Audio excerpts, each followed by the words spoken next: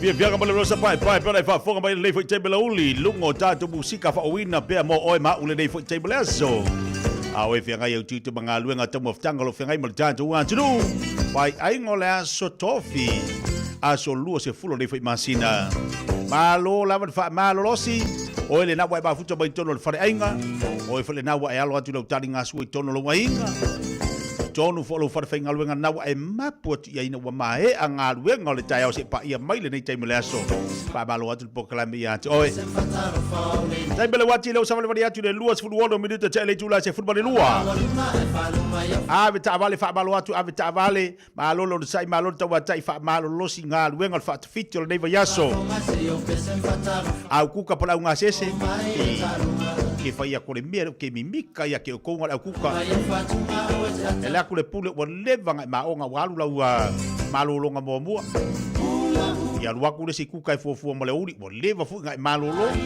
ia wa mankua ka ko SL breakfast alua ku le lunch saudi dino afa pe ala e ko lu vai engo le aso anga e kuka ta ua le a ko foi kala disi ko inga ngai vale ro ko ma fofo kale ai e valelo come a vocale con fubo bua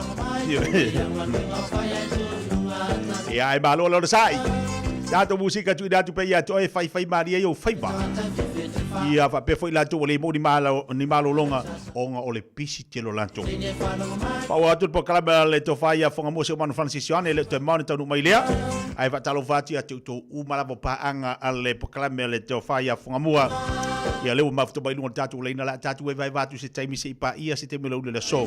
Na fa ta si mai le le o alu fa mai fonga mua le ai. A foi la kofisiri mai po fe o ye fonga mua ele alu fa mai o la ku ku ngi ngi so vaenga. Le wa musu ati a te o le alu ku ngi so vaenga. Ko tiki ka mo mare ka. Ele o alu se fale mai. Alu le fale mai ele kai se mo ngai.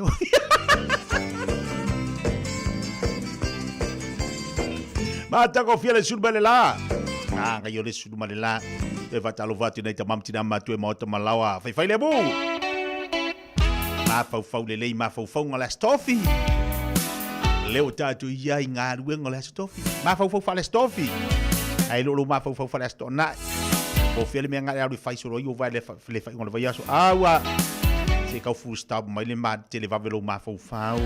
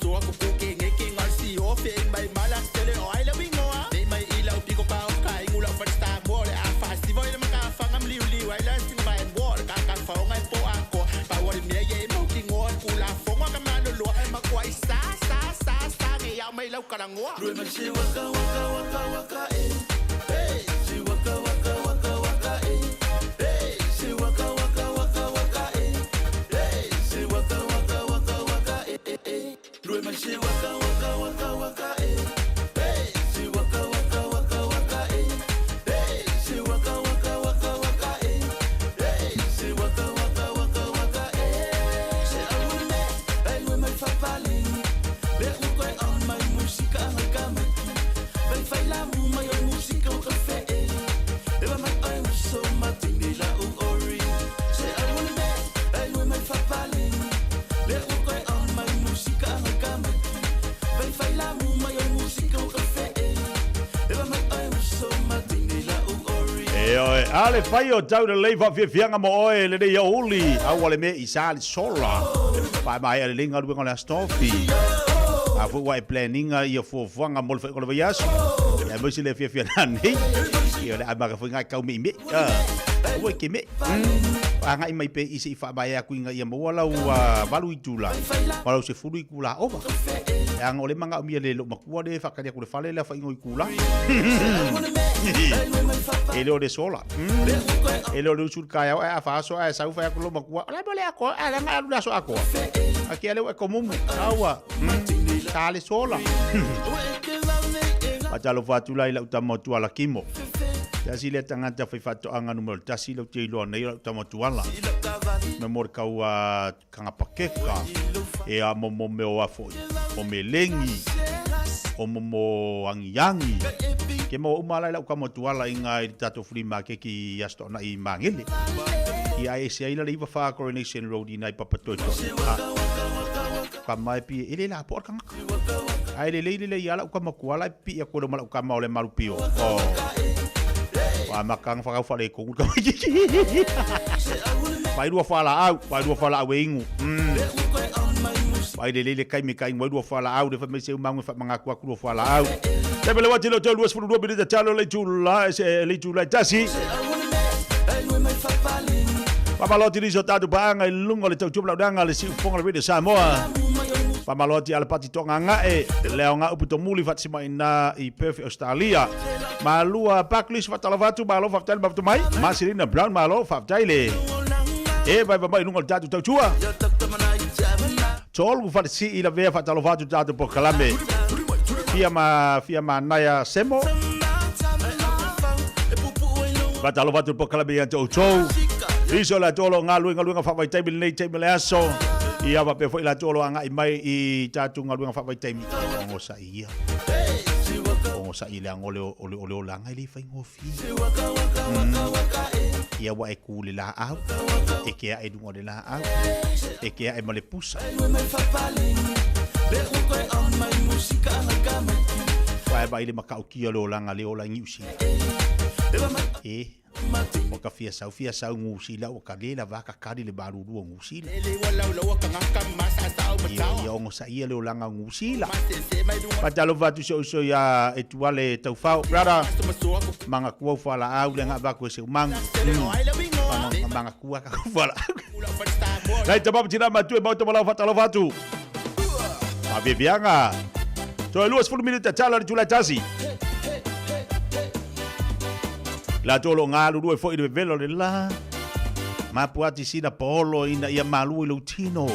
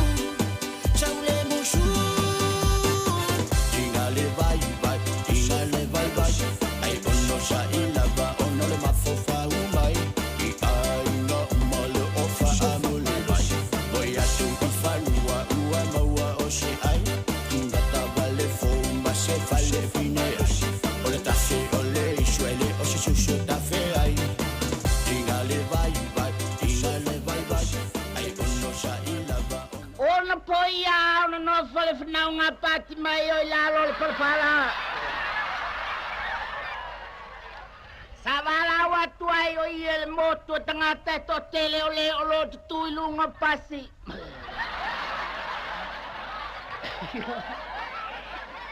Mai olo tutui lungo me mapapue. Mai foi olo no foi me palpala. E telling you puna tau tala ya ele perfecta pati mayo.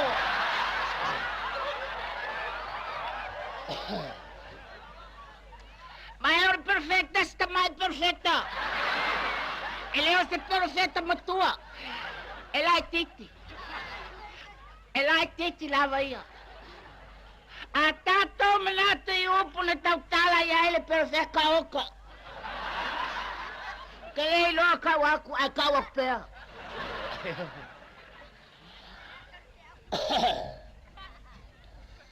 Nossa bate maio ilunga o mesma pupue. Savala watu ai moto tengah teto tele oe olo fie moe. Mae olo fie ai. Mae olo fie feinu. Mae ona na. Mae e fa pena.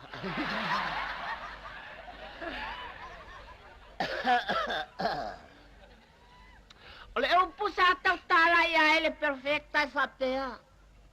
Amuia le more vai oia.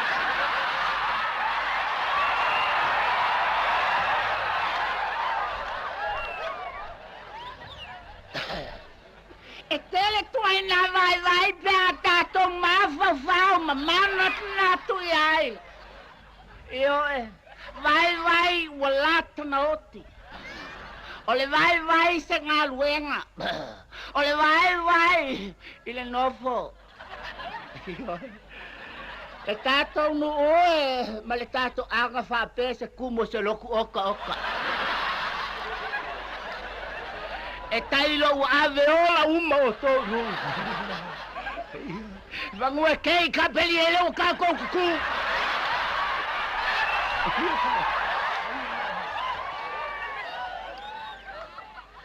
Le tātou ai ngai ma le tātou nuu, ai mai se le tātou malo, whawhikai ngofo. Malo le fia moe, whawhitai mole. Whai mai o le vai o se mea e se le tele. Fe a wala mai ai le vai. O le fesilia pati mai o i le vaenga nga. O ai le vaenga. O Isaako. O Rebecca. O Lasalo. Ia tātou manatu le vai o Lasalo. Whenga koe ku angale ai le kama whangue uma Lasalo. A penge ua makako le koe vai a Lasalo. Ia se vaila le kikiro Lasalo.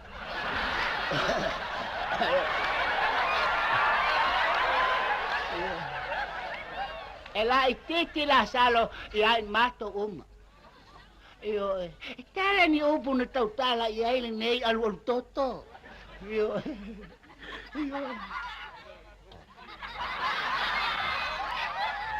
O lei se upu sa tautala I ai le perfecta. Mai. Ale nofo! Ia aka ko mana tunatu le nofo o ka o kan kuai ngofo.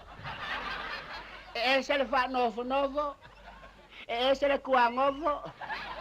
E se le nofo. Ia vai le nofo le ali.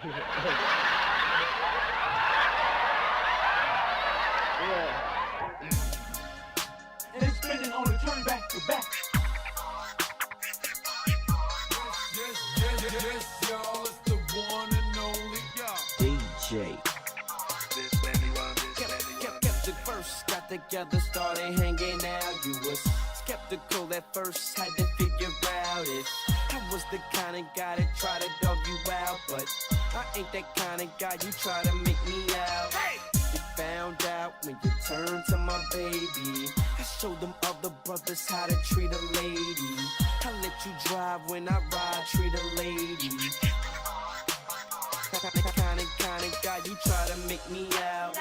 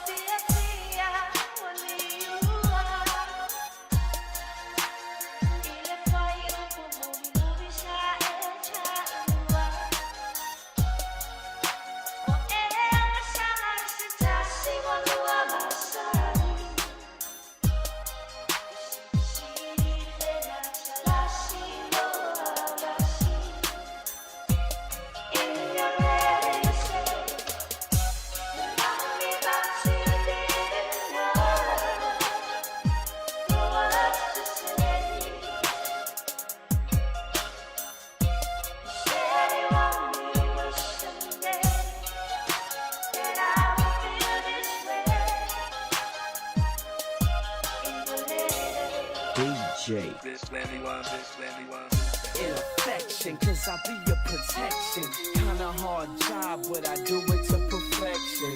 And you can tell that I ain't tryna let when I get you, with you when I can. So that's how I let you know.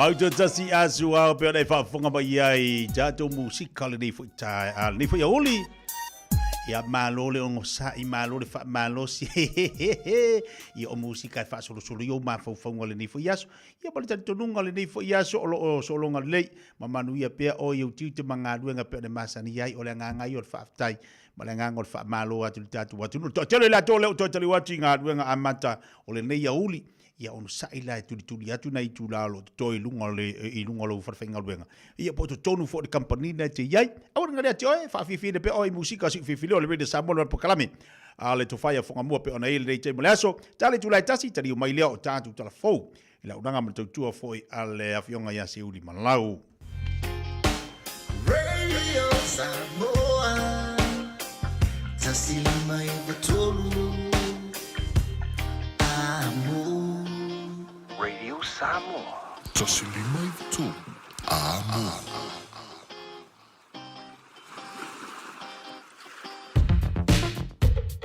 All I hear is Radio Samoa, Radio Samoa, Radio Samoa. Tasilima ivatolu amo. Radio Samoa. Tasilima ivatolu amo. O lea ua tatalaina nei whaatalanoanga mō fofuanga whaaltausanga ala pūlenga anu o Aukilani.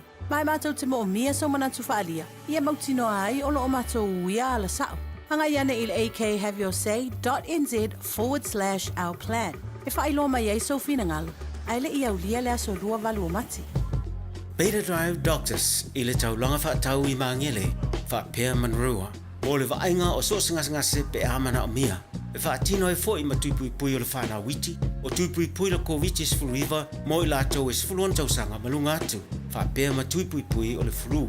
Wala au telefoni, 255-25 mo so wanoe whaatino ai nei au nanga. O fisa whama I maangele I taftafane o le McDonald. A manrewa I taftafane o le Whaletusi po le Public Library. Beta Drive Doctors Clinics. Your daughter's wedding or their dream holiday shouldn't be a financial burden.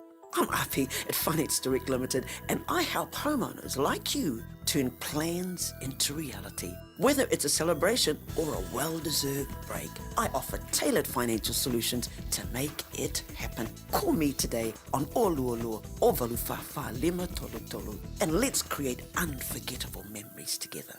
Api, Finance Direct Limited, where your dreams meet my support. Le Tai Pinga, lua o tolu Lincoln Road Henderson, e na o le tasi le vai aso, le a mawai nisi o oloa, i se tau mawa lalo. Ani iwa sede i le kilo, Silver Beat, fast fulu iwa sede i le fusi, mango mai Peru, e iwa sfulu iwa sede, ma le tele o isi oloa. Aso sfulu fitu amati, anga i le aso lua sfulu tolu amati, le Tai Pinga i Henderson.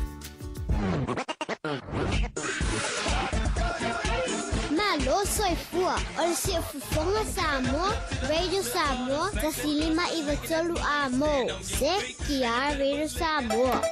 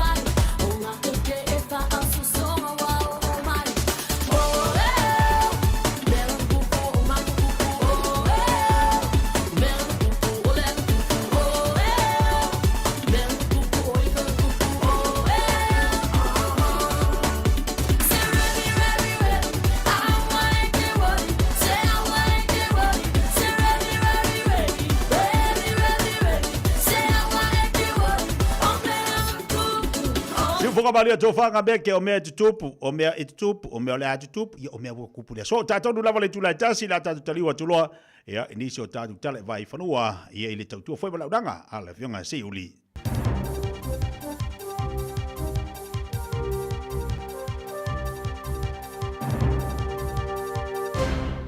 Malo tiatia le on sai ia fatalo fatu tapo inga le tunu le ne foi fa popongo tala mola no fa tapo mai mo mo tele tumua Ivas fulima feri poti tamai te fa ono le matia le matanga ruengo tamai ti New Zealand.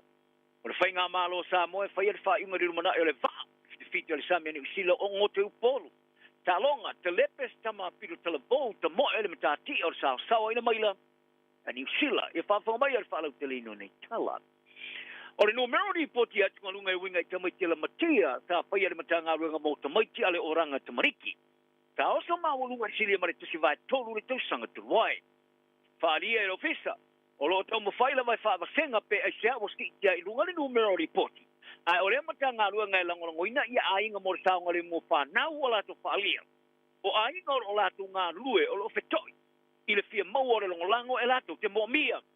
E whai numero alo ia o whailo ai. E sili mare iwa spuli maaste ia li poti o atu ngalunga ta whaia le matanga rua ngā tamaiti i tausanga tuwai.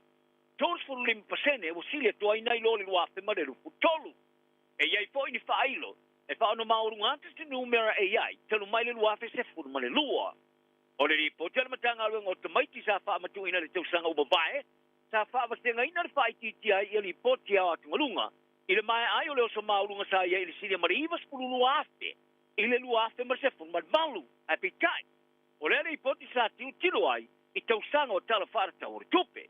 O le suiso upo le matanga luenga o tamaiti Rachel Leota sa i whalia. E iai ni mafu anga moni tua, o le ausa maurungo atungalunga i le tausanga te wai. E au fia ile telo li poti a fianga o ainga ma i leo maa onga. Te le atu sui o ainga e la ngā atungalunga, mani iso sui ngala iti sa whaia i li poti ana matanga luenga o tamaiti.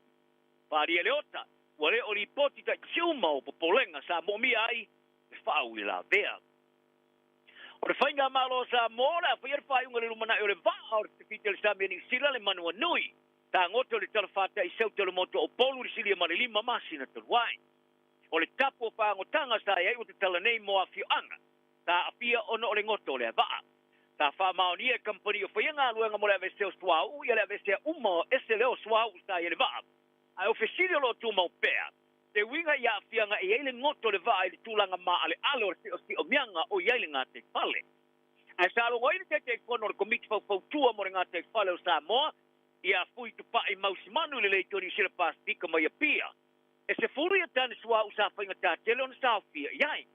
Ai o leo mwhai nei, o na ave i ele kilia ma wha maonia, e leo toi iai se sua o ma se kisto, o to toi ai i nei tane. Ai o whaariere te mai tai ministar pui ngā whapitani sila Tourist Collins, e ielo na manu maanga e feiva le malo Samoa.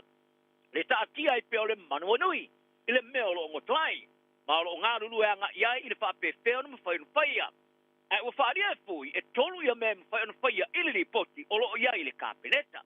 Na wha maoni ia e whitani sila wa ave estea company o whaia ngā ruanga ia mea tau, urwhana, ma mea whai ngā ruanga maisi vaenga i au tafa o le mea, o lo ngoto ai ia le vaa.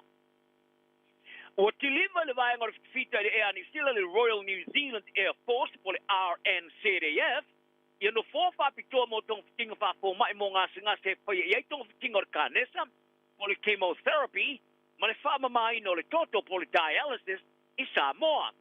Wharia le RNCDF, sa tiliva le vale le tele le C-Tasi-tolu o J. Hercules, ia nei no fō te tele lima i le salulu, e peo na fō ia le whale mai ka le estete a le 40 Health Hospital. O le tiliva ino nei no fō sa whamau poina e le Rotary, New Zealand. Wharia ai, sa fō ia le whale mai me whai ngā runga mo tong whitinga whafo mai mo to le pāstika talu mai teo sanga i wafe ma le luas pulung. O se vaenga o le polo keti sa whamau poina, ele tau tua le Rotary New Zealand World Community Service. Wharia le pule o le 40 Hospital Angela Ross, o nei no fōa, o nino fōa e matua i mawurunga tele le lei, ma ua whawhiwhiina ina ua maua seisiawa noa e toi wha o ngai. Wharia le whatonu au le Rotary New Zealand Stuart Batty, mo le luas fulu lima tausanga ua vai. Ka awina toa e le whaala tonga ia puso o loa te tele, e mafuri me whai ngā ruenga mo tong tinga whapo mai whape ma o onga e tunu o le Pasifika. O nei no fō e fōringa mai o le a wha o ngā ina le whale mai au tuia pia, e pēr iei whaalawa e tau sei ngā singa ser kānesa, mane mai suka. O whare tupen tele le Pasifika o la lato maua e wha maoningo longi whai tau se puro tau sara, e silia ma le 2 piliona tala Australia, ina ia wha ua wai o na wha tamo e lato ngā ruenga ma alufia e wha moe mo i a senga. Liputi ai le vaengo tala le PMN, ta fōle whalaina na whai ngā malo Australia le vasu o mabai. O le atuina atu le whale tupe le ANC, le wha maoningo longi e tasi tesima le 3 piliona tala Australia, e langolonga o ai o na la lai te tono le Pasifika. Ta whari e le tau tupe al malo Australia, Kim Chalmers, i le whorutanga whale tupe le Pasifika e Brisbane e la matanga o le tau sanga nei. O le a veai wala tu au inatu i le ainga ato le Pasifika e manino, e mawhai o na whalongolongo atu ia i la tau. O le whai unga na malo Australia o whaia, a o wha awawan toi whaale ia mai te mao ainga le Pasifika mai a pianga o le pipisa le COVID-19. E pēna whetai i ai malu tau. Taru mai le luas fulu, o ni motu le Pasifika sa petoi ono tēna inga, ma whale tupe mai atunu sifo, ma motu i naiso o tanga o lewa o na iai, ma tapuni ai o lato whatinonga i le tulangi. E le ruafe ma le rufuru whaare whale tupe saina, o sainia le whianga inga manauru, e su ai awa no motu mao ainga, o tiru ai fuafuanga whatoto, o whanaunanga, o le tosi nātu saina le Pasifika. Le puti ai o le whaletupe saina wanga e tunei le whatuina, o sana rua i la la le whaletupe le taulanga o Papua New Guinea, Port Moresby, Ma fai lo ngai sana ulai tulanga vai ato toa. Ole atu ai ile Pasifika yala. I fale tupe. O Amerika ma Australia u fa terena. Anta mu fainga fa marsi ati yala so tanga tupe. Ile Pasifika. O stuia wai o le fono tai tai o le Pasifika le Pacific Islands Forum po le PEP. E le taura ngā ruru e whātasi ma mai tausi a wale whaia. Mo le so whātasi tolu ai le tau fia e Amerika na tuasani o atina e whaavau malo i le rolangi. O se avea ile a mai le whailo tusi a o le fono Baron Waka. I le teipo le whailo inga malau tustala le vasta nei. Le sai alongo i lau whaili i po te whapea. O le whaiunga President Donald Trump e tau fia tuasani Amerika. O whata oto e a fia inga lua ngā le fono whapoe. O whalapara mutonga whai tūlanga le Pasifika. The Council of Regional Organizations of the Pacific, ia pole crop. Ta whaeroa e waka, o ta iulu official e crop, o mai alawa na talanoina i rwha pewheo na ngawhai. Ma a whianga o re tau whio nei sosoani Amerika. Ma ia tau a whoi, ta manino mai tau tinonga al President talua nei Amerika Joe Biden, i sosoani mure i tulangi au whiai. Ma le lua se lau miliona tala Amerika, ta polo misi ai mo whatu penga fau le wafe ma le tolu, ai o tau whio manei. A be tai, o mo mia neo na wha wau ngā lulu e wha tasi o rei tulangi. I lana singa sa tu siai lunga o na wha vai mo o wala o te ingalau tele, a le Truth Social. Ka tu siai e Trump i le vaso nei wha pēr. Ta ia wha tonu ina lana wha ngā malo ina ia vave o nā matanga o sia, e maaro si anga wha ele tisi ele koale matanga o fie, mane mamara. Ma ia wha ingo ai tangata wha pito e pui pui o si o mianga, o ni tangata so ona mae, wha lea, matautia, toe whao mea. Ta whola ina ta o le Pasifika i whaara vlame suengo le tau. O se wha matau tu tasi lea, pido sili o na matau tia, o whengai nei, ma le i tulangi ma tā paini ngā ioi ngai bave, wha kilo ina. Ta loga o le tamatalavou o tauranga Sam Ruth, ua ave nei ma se tamata moe pido sili no ta talavou, o ia tale peina le 5 minute sa iai e tamoe e le maila. I le 3 minute, 5 balu, tesi ma le tolu, 5 se kone, sa mua i le malai le Mount Tomat Stadium e kilani le po ana po. E bena toleni whate se malana panga toleni ma le tamai whaalu o le tamo i talonga o le Mbeka Sam Tanner. O Ruth, wa avea nei ma se tama mua se fulmani lima tau sanga. Wa ulua i tale peina le sao o le temi tamo e i le mamao e ui lava. I le susu ma le marulu o le tau sa iai. E toi ruas fulfaso a to i anu no te fuluono o le tau sanga. Ai ui tale peina lama matati a mua atu i le 5 minute. Ota si kesi ma le fitu lua se kone. Tata mo e le maile tu o ngai wanganui i a Januari. Ma ua ave nei ma se tama pido silon tala mo o ia whaole champini mo tanga te tamo mo e manatua ina ua manu malo i le paleli o le tolu wafe mita i Nevia. O na ia whao popole i ai o le matati alo na lua ina o tautuni makana i le tu o ngai taniten i le vai aso uma vai.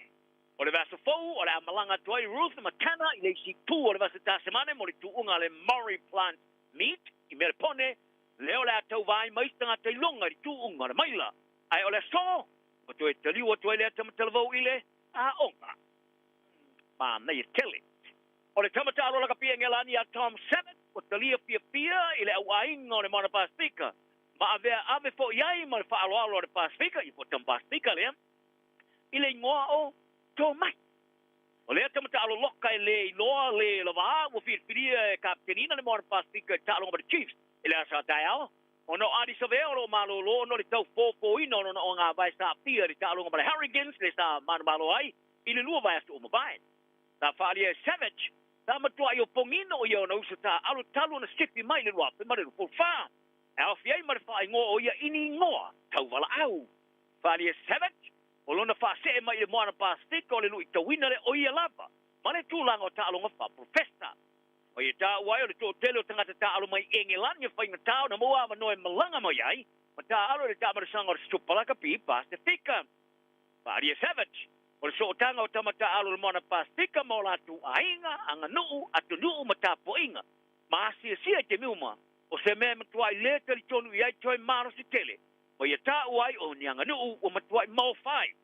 Whaalia e whaia o ngā le moana Pasifika whaalongo tanaumanga, o le Fifilio Savage o le kapteni, o se whai unga whaingo whia. O le hukalo o Blacks a safu au mua le atuma o e pele Hurricanes i Wellington e ma le kapini sila se iau lia le whai unga le ruafe ma le lupo fitu. E ona surau tālonga o ta alo ai au mua mo le Hurricanes, talu mai o na ulai whiriwhiria, ile luak sep pun malu mo lu su fiktau sanga sa fa mo suela lo kapia to makia ongan sila le lo kapia lo lu su fiktau sanga iam ta aloi mo le black ta ia fa di island fa fi ina e o to fa popor kaimi ona fa ngainga e no foi per ele arrogance in sila o le tamata talo mata ina lo kapia tamata to fit suma le lima le black burn ma lo kapia to fitu Sarah Hirini o le ale to ta alo lista mo sanga di por lo langi o Hirini e fa lu ona man malo le por lo langi o le kapia to suma le lima lo afa so fitu ma lo afa ma lo lua fa lu ona man malo le pini auro lo impeka di ta mo sanga to fitu o fa yana fa unga o le ale ava no mo fa to sina le black burns mo le pui o le por lo langi to sanga nei I engelani ai ola no foi pera la kapite to fitu ya mai fori mai o ina ola fa amuto li ai fo lana taleni ta alo kapi mai una voleta ma ta es por fitu ta long foi to rio ta alo le black burnt ai o isi ta ma ta to fitu o fai unga fa wa wana ta alo pera e au fieste si wata Teresa Stefano lena ili dis fa la fanga Kelsey Genetti Risi Pohori Maboja Mila tala na ngias o sia to te umar pela pani male alofa manuia le Aoauli Baby, look hey, hey, oh.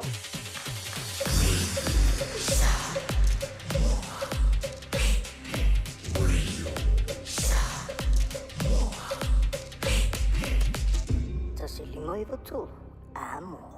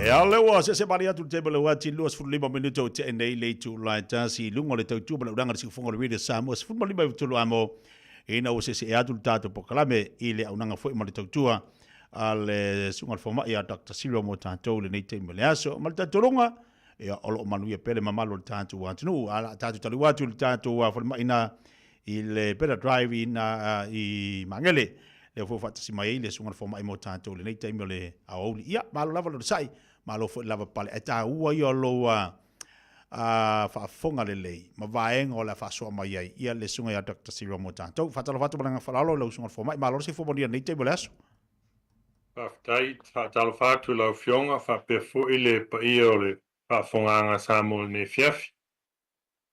ma lo se fo maria ma lo fo le on sai tu to manga luenga lo sungal forma wa mo le lo sungal ni te melo E manuia fa aftai, o ta wa faina fo ia, ile malulu swing o tau ne vai tau, ia tau si o le ato e mafan fana mai, aile I o atu tau malulu.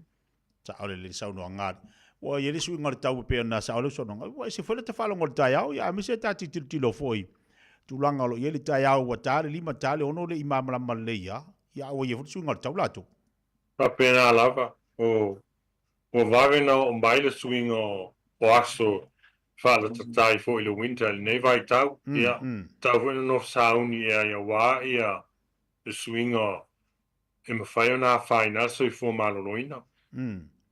le lei ava noa ala fatua I lo sungal fo mai o ani vai nga te tau ona e sau noa mai tu ina te fo le tatu wa tu ina ia tatu mar pui pui al tu langa o lo I ele swing o le tau sui lo le tau o lei fo le swing ala tu fa alonga o le tatu wa tu ia ele tau ma fan fan le tau malulu ele ave se ia la tu langa fo le furu dokta malanga nga fa lalo ia ala fatua lo sungal fo mai nei vai nga lo Pa pena lava, ta uol ta upua e langa e ne fiafi, o swing o fa pene o tau,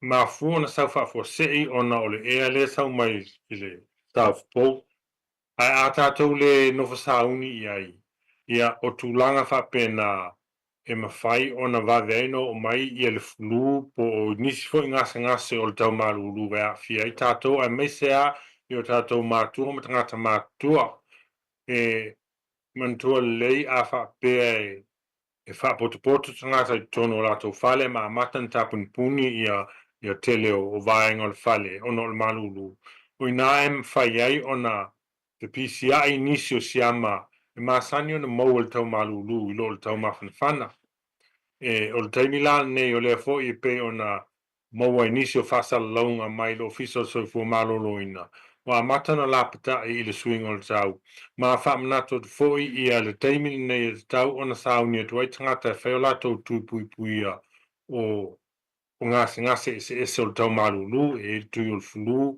pa pe fo I manisio ngase o lo o mai ai la pata inga pe o le misela mai si tu langa fa pena a fi ai fanau e a fia hoi tangata mātua o teimi la ne tauna no whasauni ai wā lela a mata o na whasolo atui fo mai whale a inga I voi poro kalaimia nisi o whalapo di putonga ese po whalmai ese malanga atui I whafo I tutono o paukilani po au lotu po waenga fo ia au talavou e whai ai e tui pui ia o tau malulu o le wa sau no lo sungal fo mai sungal tau o ani lapta inga fo ile mo so sani mo tanto ina ia awane ia afia ne tatu fa na wa mai se lo tatu fa pe fo nei tatu tamam tina matua sungal tau lo ia awane pui ngai tawai mo ila to ele I fai ale tu il folu ia manisi fo tu e tau no so sani mo pui ngal se fo malo Pastai o tula ta ua lava o le pui lele o tino awane I a fia le malulu po le savili malulu I tulanga ia e whaifa leia la e mawhanawhana a wha pēa ua fia le timu ia vave o na toi sui ni la e su po tulanga whapena ia o le nofa sauni lea ia whaifa lei mea tau mawha e soani e wha malo si ai le tino le tau o tele tulanga na pe le manatu mawha i tātou a wha pēa e le malosi lo tino. Whainta foi ona e te ina ia whaamai o tau malulu, po nisi foi whaamai e te a whainai. Tā ua le tangata foi e mau e nisi o ngase ma e a whiail tino whaasolo i tau sanga. Nisi mau o suka po toto mau lunga pe a whia foi o latou whatafatai i ngase o tau malulu. O le me tā ua la o lesi nofu o lesi tūlanga tauna nofu a sauni ia. O tangata ia e iai a latou tāpen penango o waila au po whala au e inu mo latou ngase e tau na wha au pea, au nei tu ua pea pe o wha mai pe iei nisi whala au e mail fo mai. A pea ua e langona ua e a fia i se swing o lautino. E le lei pea e wala au lau fo mai whale ainga. E pe on tatal noa stemi o tal noa stemi por kalami nei. Ua whaingata o na mauawa noa vai e fo mai. E mwhaiona e tal noa ten tau simai.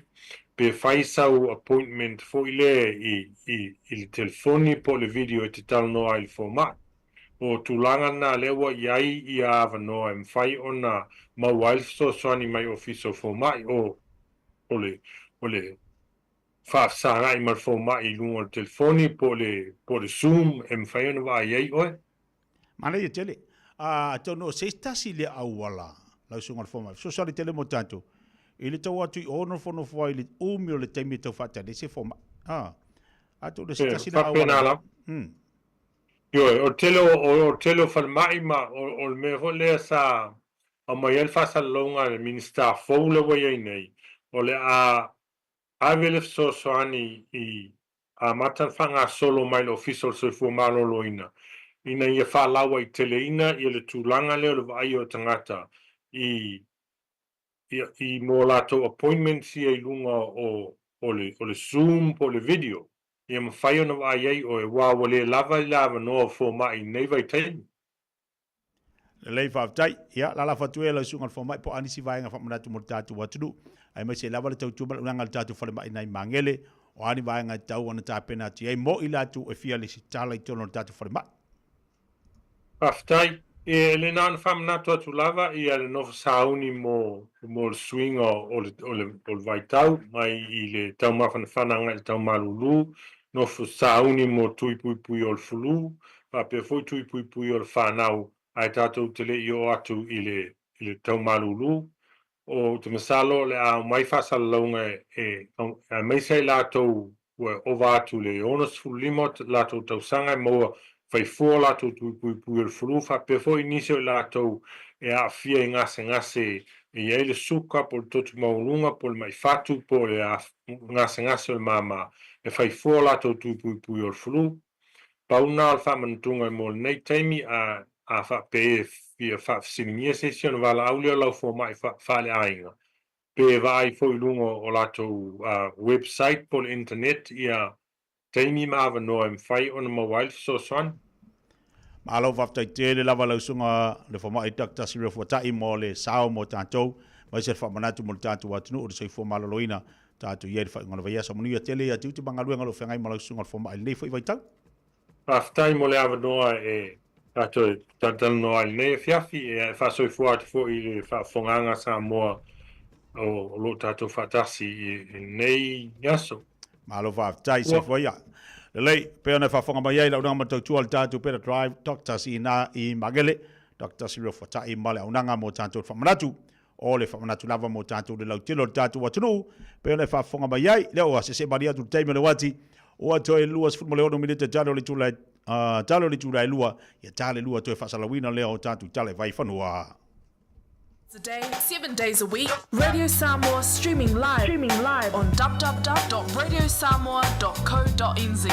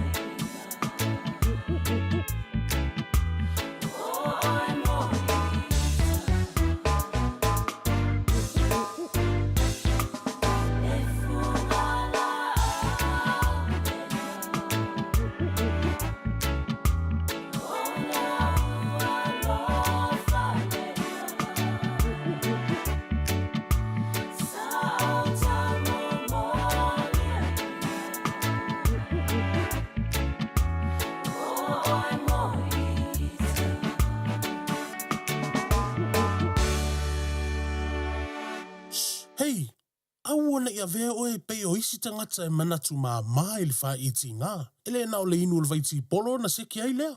A le vave tonga fitia le wha iti ngā. E ono o le tūlanga e maua i le fever rheumatica, ma e le ai lava se tasi. E mana o e o se pele le nā tūlanga. Aia. Ave loa na i o walo, e whaile siaki le fo mai whale ainga, o le tausi mai le aonga, o le whale talavai, e vave, whaingo o fie, ma le mea sili o na tāua, e le totongia, e mawhai foia na whaile tui le baisilin, e ki lia atoa ai. Saula ia Samoa, i le neiva i tau o le tau mawhanawhana, ia tausia le leina i o tātou alo ma whanau, whaile siaki, ma whai loa le tonga fitinga. Mo nisi whamatalanga, sa iliana i lunga le social media, Stop Sore Throats, pe asiasi i lunga le upenga ta whailangi, stopsorethroats.nz. At Finance Direct Limited, I treat you like family. I'm Api. And if you're a homeowner facing an urgent financial situation, whether it's a wedding, a holiday, or an unexpected expense, I'm here to help. My professional caring service ensures you get the support you need when you need it the most. Call me today on Oluolo or Valu Fafa Lima Tolu Tolu. Api at Finance Direct Limited, because family comes first. If you feel on a rental se whālawi lo antula na whaabitoa mole masi no February mamati, e losful posene ua pa umaula lo aile tongi, pe antolu aso pe silia tu foil e te whaongai nai so se taavale, ma bawailo avado ile se i e awhetala Samoa, ile whai unga o le basina, e ma whaiora piki le taavale mai le malawa lele i whaleolo, polo tanto ofisa au tu i ala fua, pe mamuli a tu foil whaletali malo o lo o e wha mautu ai, ai ngā whaabitoa, o lo iaia tanto insurance e te fili mai ai ina nei tupu se whaalawalawe ai olo o iai le whaamama avenga. Mara tuolo iai le tātou account i New Zealand pe lafo sa fo i le moana e whao ngā i le Pacific Easy pe whao ngā fo i lau credit card e whaatino i le tongi no lo sa. Mori si whaamtalanga wala au le Pacific Easy i le ovalu se lau o tasi onono pe asi le tātou Facebook o le Moana Rentals po le upenga ta whailangi o le moanarentals.com. Moana Rentals o lau paanga e taitoloina oe a o e malanga asiasi i Samoa.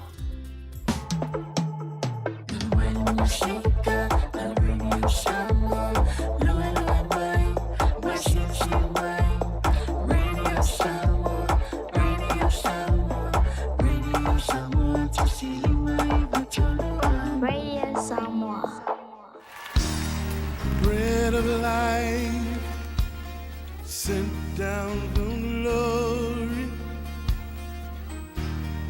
Many things you were on earth, a holy king, a carpenter, but you are the living word. Say it now. Come on.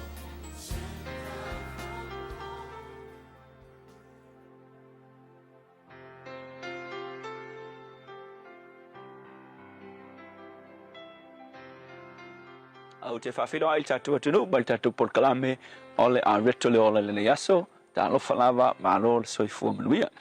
O le lua timo to e whāl whai upe fitu e whapea, ua o tau le taua le nei, ua iu ia te au le tau sinionga, po le tamo enga. A le upuna mo o le aso le nei whapea, ta moe I laulaina na avatu e le atua. Run in your God-assigned lane. Inga, o le autu e whapea, o le olanga kerisiano, e le o se tauvanga, e mo I whakusainga o le tamo enga, ai ese mai ka mo enga o le olanga le tamo enga le olanga ngai ke compete ma le sitangata, po ai e mo mua kingi, a le olanga kerisiano la e le whapea na, e mo I o le tamo enga foi, ai e ese longa tu la fondo, e le o se tauvanga, awa e ese a tātou lane. Meo lane mo wingo o le lainga fo ilea po le avangoa e ke mo moe ai. E ese a tātou lane, tātou te tamo moe ai. Ino no wingo le tala, e le tutusa I alu I tau o lau lane, malu I tau e whea ngai maisi tangata. E le kukusa fo I le malosi oe, ma le malosi o lesi tangata. Ua wakua le atua, le ability whapikoa ia ke oe, e whetau I malu I kau, o le lane le ke ka moe ai. Ora wingala e le o le fi ngau o e inga ia e mua I lesikangaka ma ki kilo fo le leina lesikangaka ai o le mea ia e kaungu o le kula fongo silinka u o kamo enga fa kirisiano e le o le ki kilo o e le kamo e lesi pe le kilo kauwa e ki kilo o lo leina o ngai le tutusa lo malosi ma le malosi o lesi a ko me sa lesi ai le ole ki le langa ke risiango ole mua ole si pe mua oi lesi ole ki o lo focus i lo lane ma e nga fatia o nga e ka mo i lo lane i lu i kau i ke whenga i mo e wai e se alu i kau o e se au e lu i kau ole ki la po ole me sini ka kau ta mo e nga whaaleangang e le ole mua ai o lo walu ai lau lane se i o lava inga e o i le unga o le tamo enga o le lane nga wa bakwele tu vai fai kalapau vai mai kalapau ua o tau le tau le lei fa ku sai le kau le si fa ku sanga nga o le kamo enga fa kersian a le si la fa tu sang fai mai ua i u le lei ya ke au le kau sinio le ngo fai mai ua i u le lei ya le lane nga o mo e ai o ke le tau va ingis kangaka pa nga o mo e a u la lane e tusa ma le mea nga wala a winga ia ule tua nga o ka winga u lava kaua o lu itau nga au sau ilunga o la lein ua umanga u ka winga uma mea nga ua o tau no u i le unga o la utamo enga so le songa taua la le mo e aua e ki tau mawhai e compete Malaysia uso a kerisiano ai tau mawhai e va ai po le ale mea na avatu e le tua i te oe e ke whai ai leo langal ngai o le leile ka mo e ai o logo langal ngai wha ke lisiango ke alu ai ma mea lofa wa waku e le tua i te oe o lu i tau wha tanga e le tua e ke ui ai manga o le tua ia e mangu malo i mea ngā se i o lava i le taimi e ke oki ai au e ke mo o fua i lo wa ai atu i o langa o i sike lisiango a pe e fia peia o ai fia peia o le whai la unga lea fia peia o le whai evangaria lea ki fia ho ile mele e ese ale menga bana au ile tua nga au onga ese foi fa me alo fanga na fa me alo fa ile tua o ai ka uma fai ki compete ke lo no winga ua e manga o ke punga longa leng ai ku le leng nga ba ku le ku ki ka mo ai ole mele ku ai o solo ile leng tanga tele o nga le fetau ile o lu itau le afa ngai ma oe le fe kaui me alo fa fe kaui ma le leng le a ole leng nga ki ka mo ai pe slow la walu o me alo fanga nga bakwele tua fe kau ile lei ma le lei le ki ka mo ai so le upula mo oe le aso le nei ta mo e i lo lava a laina na avatu ele tua i te oe a we ki kilo fua i le lei ale tasitangata so ile unga le aso ele ai se tau vanga i le samo enga fa le nganga le tua fa fitai lava i le lei wa el mai ma tu te tamu mo e ai awai ese ma ko me alofa ese fo ilu tau e te whaatanga i lane ese ma ko ki kamo mo e ai ale me siri na ta u tasi tutusa i matou ia i u la matou tamo enga i le tini o e whaatali mai ai whaafitai Yesu amen.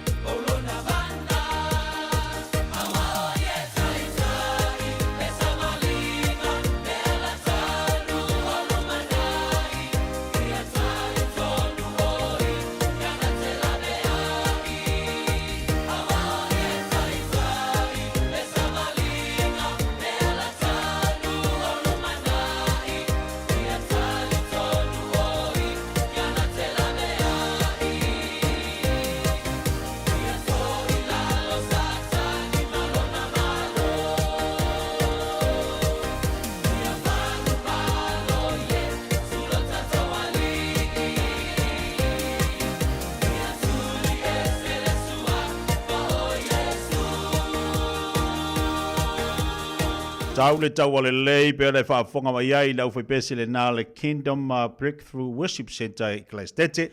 Ia ua whapai atu ai le tātu po kalame la rete leola i lona toi whaasala wina nei whai te Malauli. Toi tali watu le tātu watu nui tū te mangaluenga masani o toi le nei aso. Ia le nau avatu mas whaamala si au whale nganga le nai so swani ia te oi maha uma tātu umalava. Ia whea fo i tātu il fili nei aso. Ia ala te mafofo le upola rete leola. Nā, si tau maftanga whale nganga le na tau te lele o mo tātou. Te pala wati lewa toi e iwa minuta le tā leo leitu lai lua, tā leitu lai lua, on te watu leo whaasalawina o tātou tale vai whanua le tautua whaibala unanga le whionga ia se uri malau. Malo lava le tawatai, ba lolo sai, tiu te mangaluenga lo whengai ma tātou watu do. 24 hours a day, 7 days a week, Radio Samoa streaming live on www.radiosamoa.co.nz. Radio Samoa. Taslima Iwatomi. E le whaingofia le soifo i anto whanau ia onga ona o le taunga tau le soifo anga wai nei. Ai o te peraina e le Digicel se whaapitoa e te ono marumalo ai i whailonga ta i 5 se lautala cash e se fulu e se ina yaso for Waylay te tasi e 5 whailonga ta i 5 se lautala mo risila 5 whailonga ta i 5 se lautala mo au se talia la fonelo sa top up lusu tala pe siliatu mo so wabaro ai te ono marumalo ai e te anga wa fo ipe a whaongale au nanga le ClickX e lafo ai le sele ni i le MyCash ale Digicel i Samoa fiti tonga mavaruatu ia inga o le rei whaapitoa mo nisi whaamtalanga asiasiane i le digicelpacific.com Sekia Digicel. Hey, don't be that guy or that auntie ignoring a sore throat. This isn't just some drinks and lemon tea in your sweet situation. Untreated sore throats can lead to rheumatic fever. Nobody wants that for their family, eh? Go get your Pepe's sore throats checked at your GP, school nurse or pharmacy. It's quick, easy and most importantly, free. So come on, whānau. This summer, take care of your tamariki. Get it checked and get it treated. For more info, hit us up on socials at Stop Sore Throats or visit stopsorethroats.nz. Oceania Career Academy, Sauni! Lako oi, kaule kaua! He whai ana whai! Wāste lumaga I maguia! A whaia sa ili se la asanga fau moe, a waloe te no whai. O le OCA e au tauina ai o e imtata e sese. Maua visenga fau fale, vali fale, palasa, male soifua maloloina. O le nei ava noa e anga va ai tangata no whamau masiti seni New Zealand o loo halala I au kilani. Le sitala nei loa I le OCA, I le go.oca.nz/apply, po le vili mai I le ovaru se lau ono lua lua valo fitu tasi. Ovaru se lau ono lua lua valo fitu tasi. Talo fa Samoa. Wa ule nei o kasu tialu. A wale suia le ngila wa ule kio. A eva mai ina se fudu lima iwa kolu. A mo. Radio Samoa. Vevela a.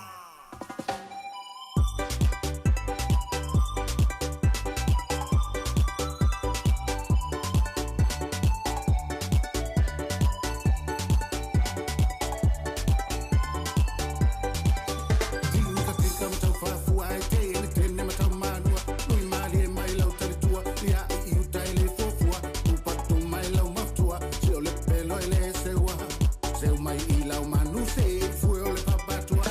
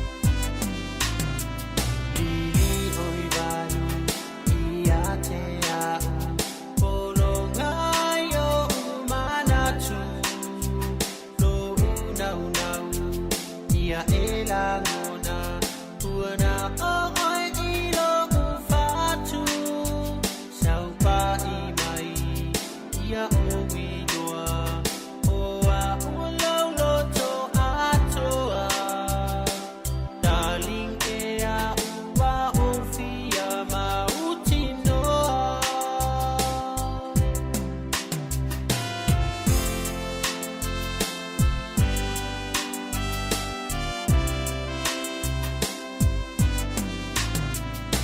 Ia so uma o te momo Ia umanu malo iloloto O te popole I e sila sila Ia uan se fai popo Lea la lea Olo unana Ia oe o ulangona Darling ea fia fa'alogo iso ufanonga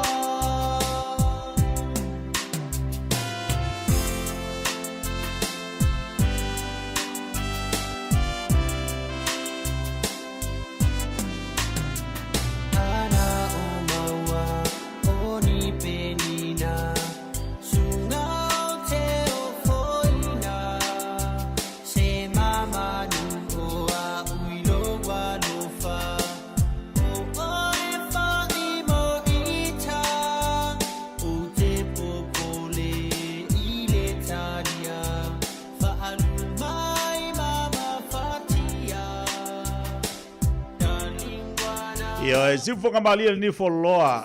Peso fai ngoina o le tangi le fai popo. E a le tangi le nofo fale. Ma le tangi le tama watuli.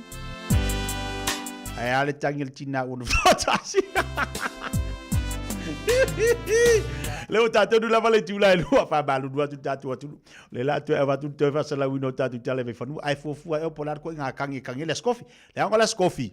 O le whaatawhiti ngā ngalua ngalua yaso. O le alar koe ngā kangi le skofi. Ka ngā oe kari. Tātou nu lava le tūla e lua.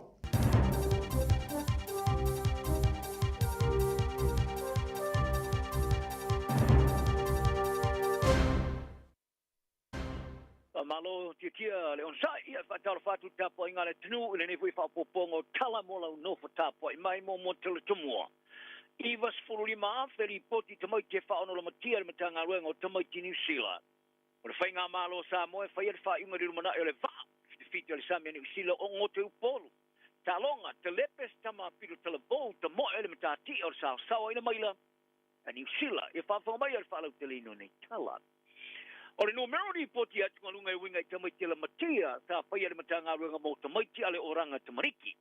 Ta oso mawalunga sili mare tusi vai tolu le tausanga turuai.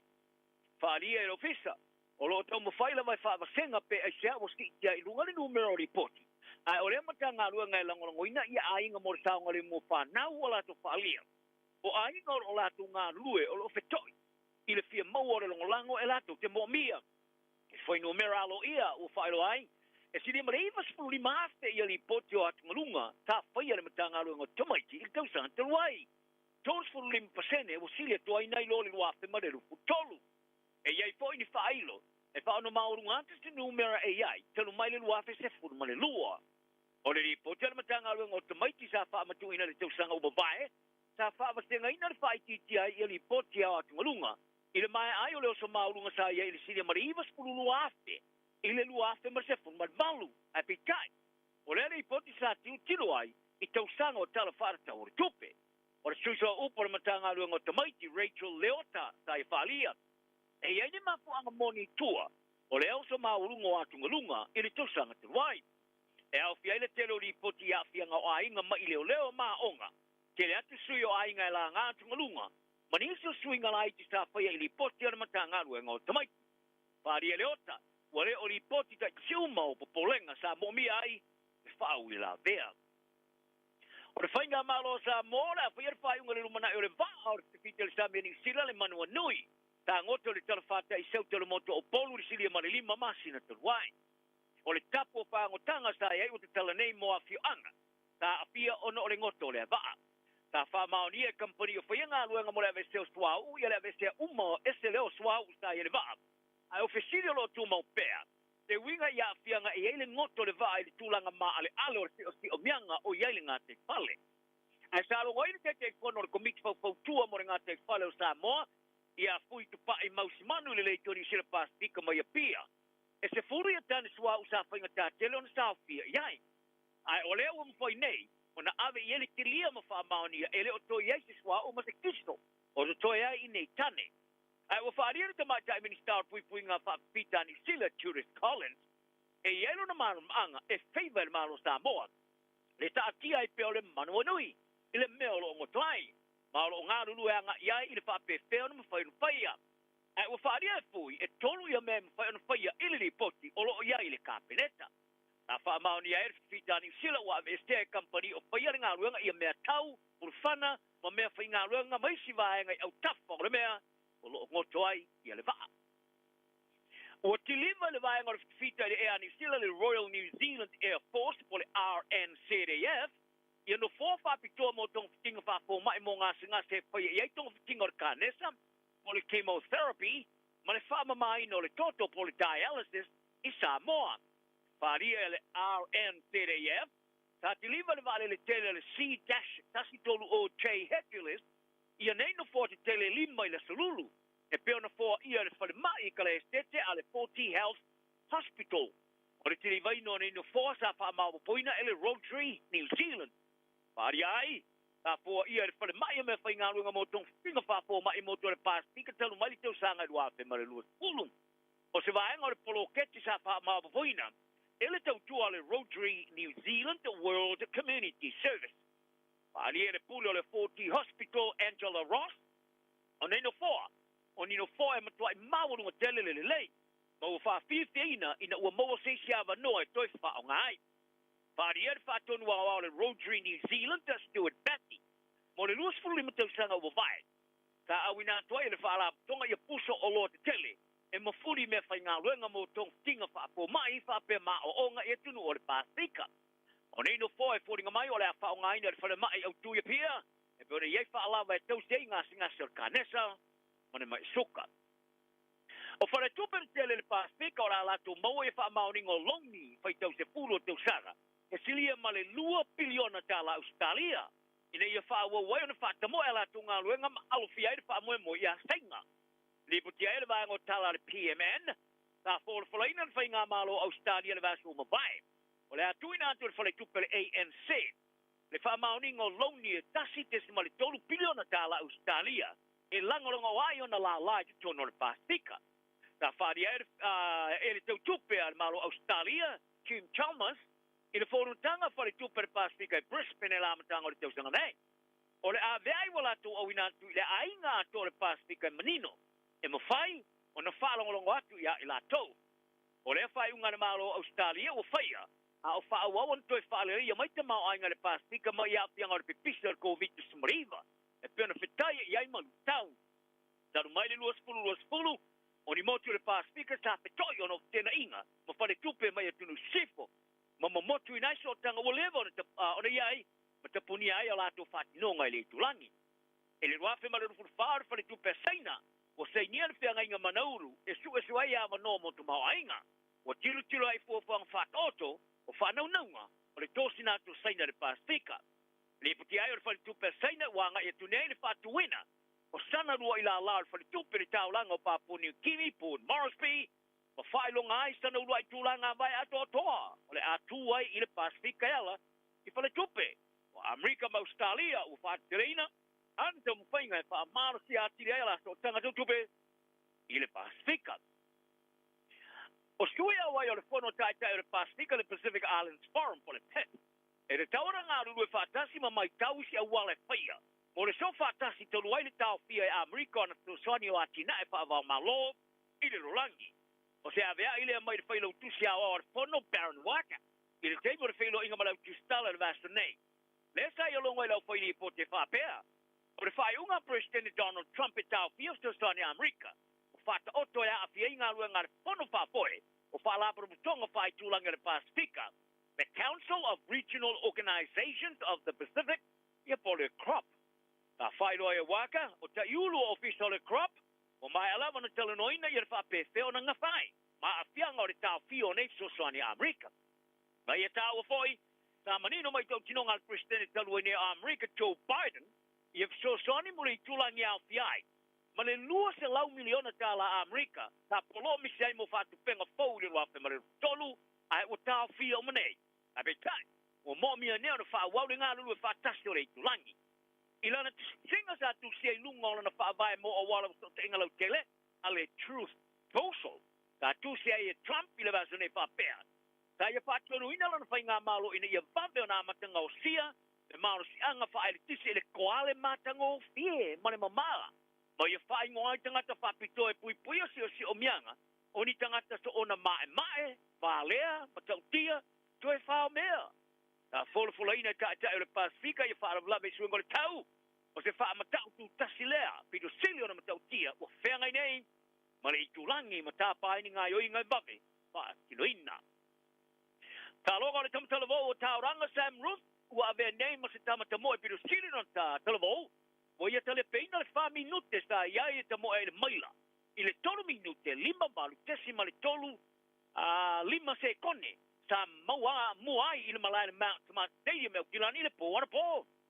E bena toleni fa te se malana panga toleni, ma le tamai whaalua o na tamoe talonga o Rebecca, Sam Tanner, o Ruth, wa ave nei ma se tama mua se pulumani 5 tau sanga.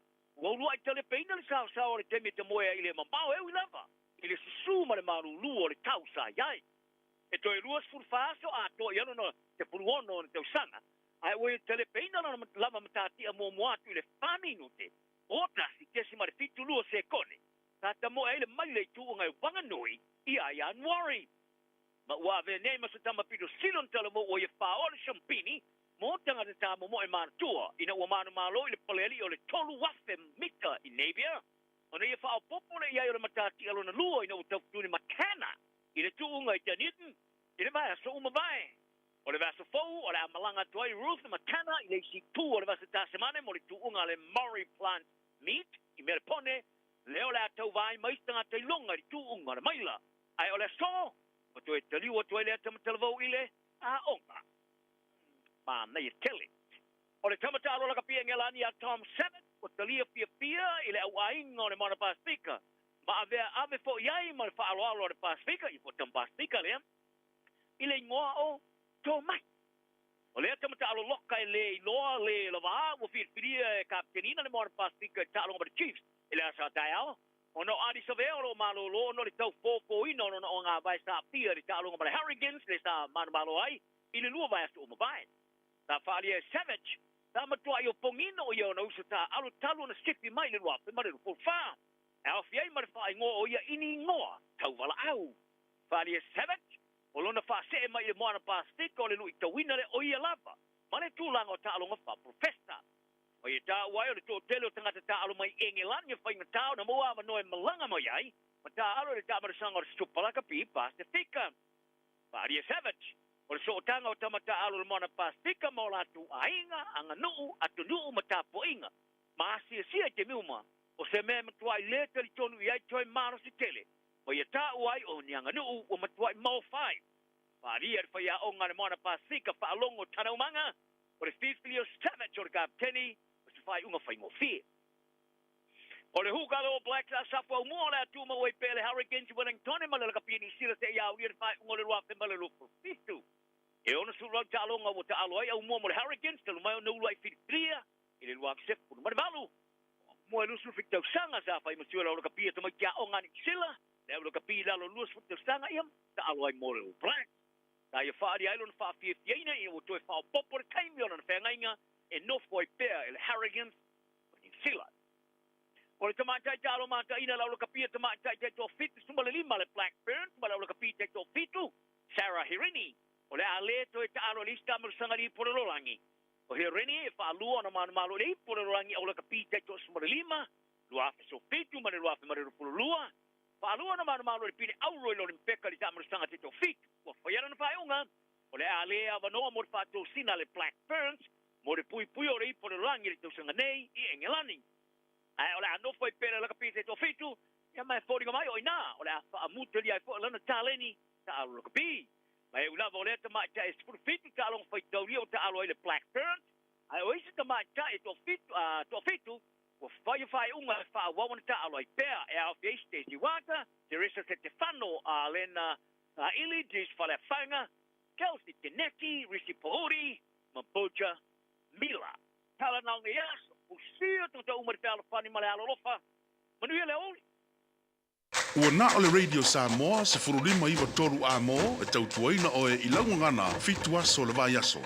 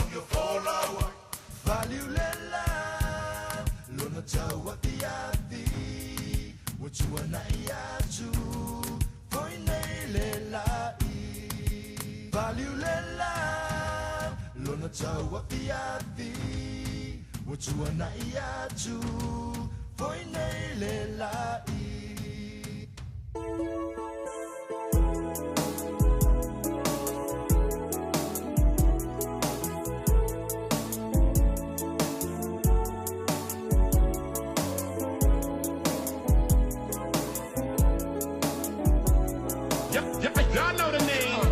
DJ.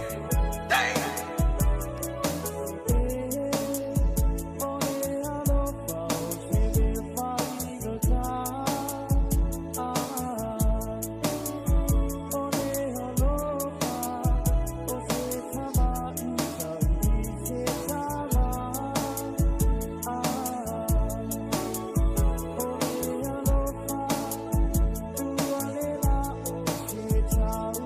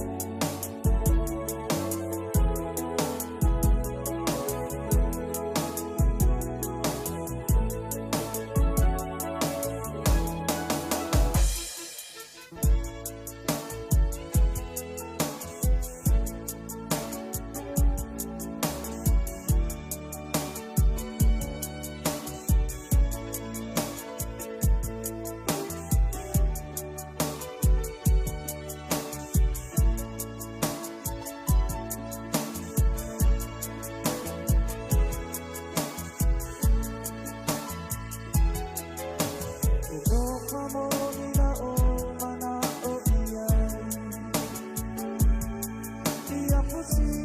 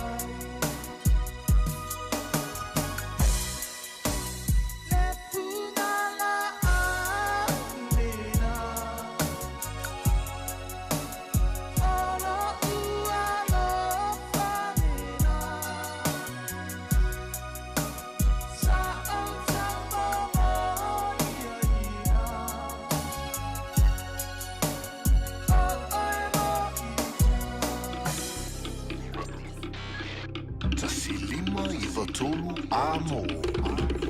Radio Samoa.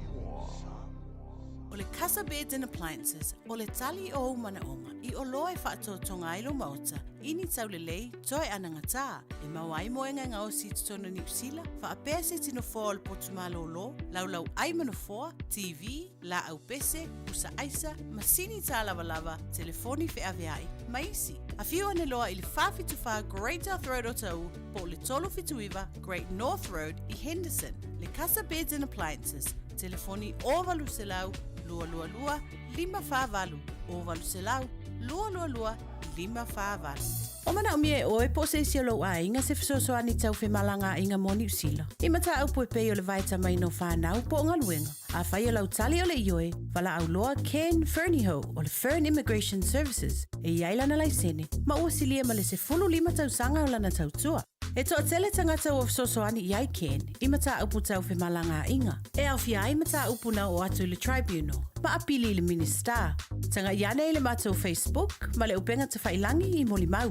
Mo nisi whamtalanga, wala au mai le Fern Immigration Services, ma tala noa ialu isa, I le oiwa, lua ono lua, tolu lua lima tolu, lua ono lua, tolu lua lima tolu, po le o lua tasi, tasi lima tasi, o lima.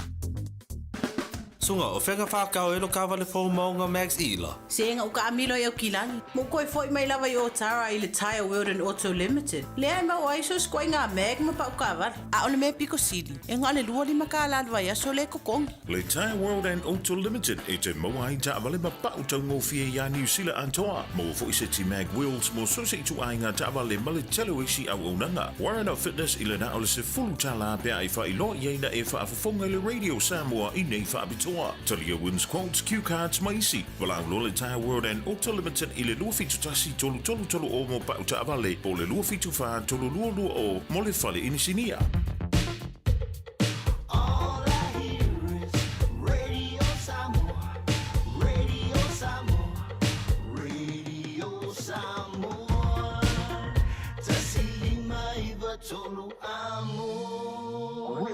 Samoa, kasilima I wakolu amo. Awala ekeika, ai sauka sisiva.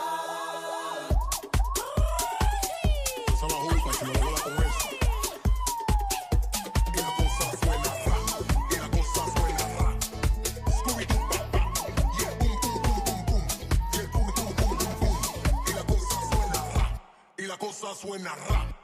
Scooby-Doo, yeah, boom.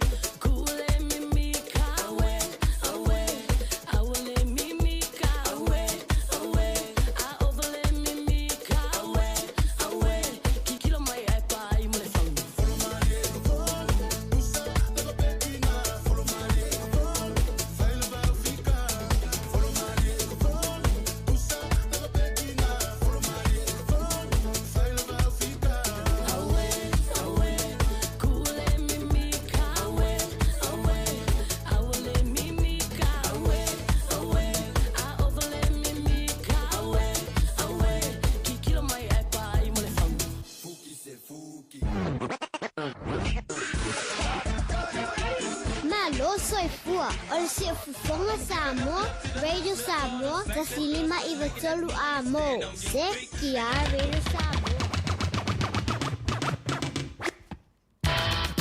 Lua se fulu male tasi miru tolo John Tale o ling July tolo le divang o la Aoauli fa fianga su I fefi loi e te tolo mo ia o ia ngai antu piki mai le fana wa onga I le tu wa onga le nei fo ia su tofi le fanta fiti o ngā luenga tuche ma whaiva lo filima e le ngantu tono lu sila fa befoi ia Samoa e ma le tele o tunu o leo lo tuso tātu waso I le nei fo ia su tofi o talvantu ma lo le whaiva ma lo le tauantai ia le ne le pa ia manu le tunu o lo fi taintunga ia wa foi le sailinga manuia le nei vaengo la Aouli a tono na tonu unisi dai do fonga o lo ia onga ale whanang ia ma lo le foi ma lo le sila ma lo foi le fa totoa fa ma lo atu le telanga ia te tia pe ori le tau ma tanga mai le tau na lila si uli me foi sting meli ma atu le tau ma futai le tau ona o Fofogamua po se manu se ulia ia le tu lai fa su ile de foi le fionga ia le anto severe ia ma le polo kala mena le ngai fo favor ma tango feel sulu mai o ave o le la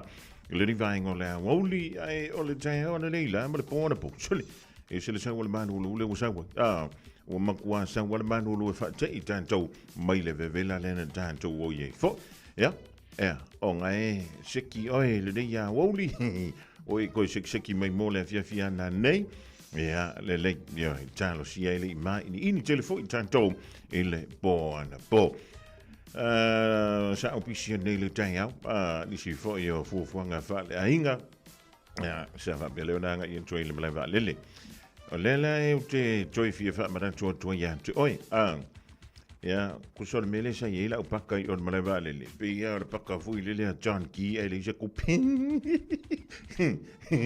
yo au via kama pakale ya ka fa ile mele ya fu ele e ke anwa ko o kanga ka ko ngono le va de ya nga uma o rifo pakka inga e ko ko fu ile e ko ko ka va le sia ki le fa inga fa mai furuono lu fulurua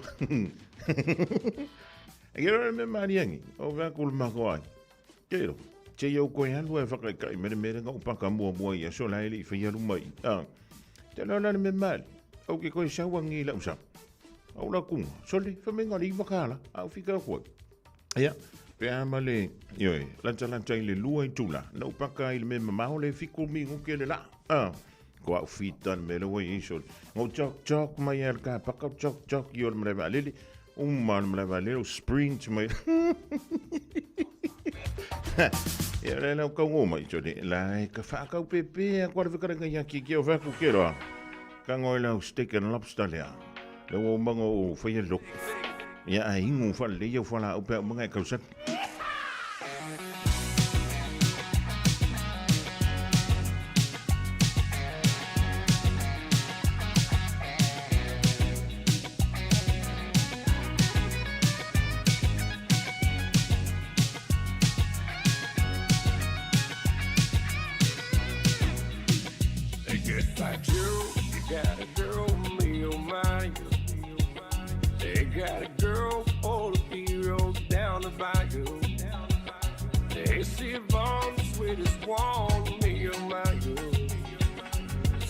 Got real haptic from on the bayou. They put dope, found new places buzzing. The game folk come see on by dozen. Dressed in style, they come walk wild me on my own. Senator got real haptic from on the bayou. Jump away across this high and fail the gamble. For tonight I'm gonna see my share meal. Take guitar, feel for jar at the gate. Set up a gun, we'll have to from down the bayou.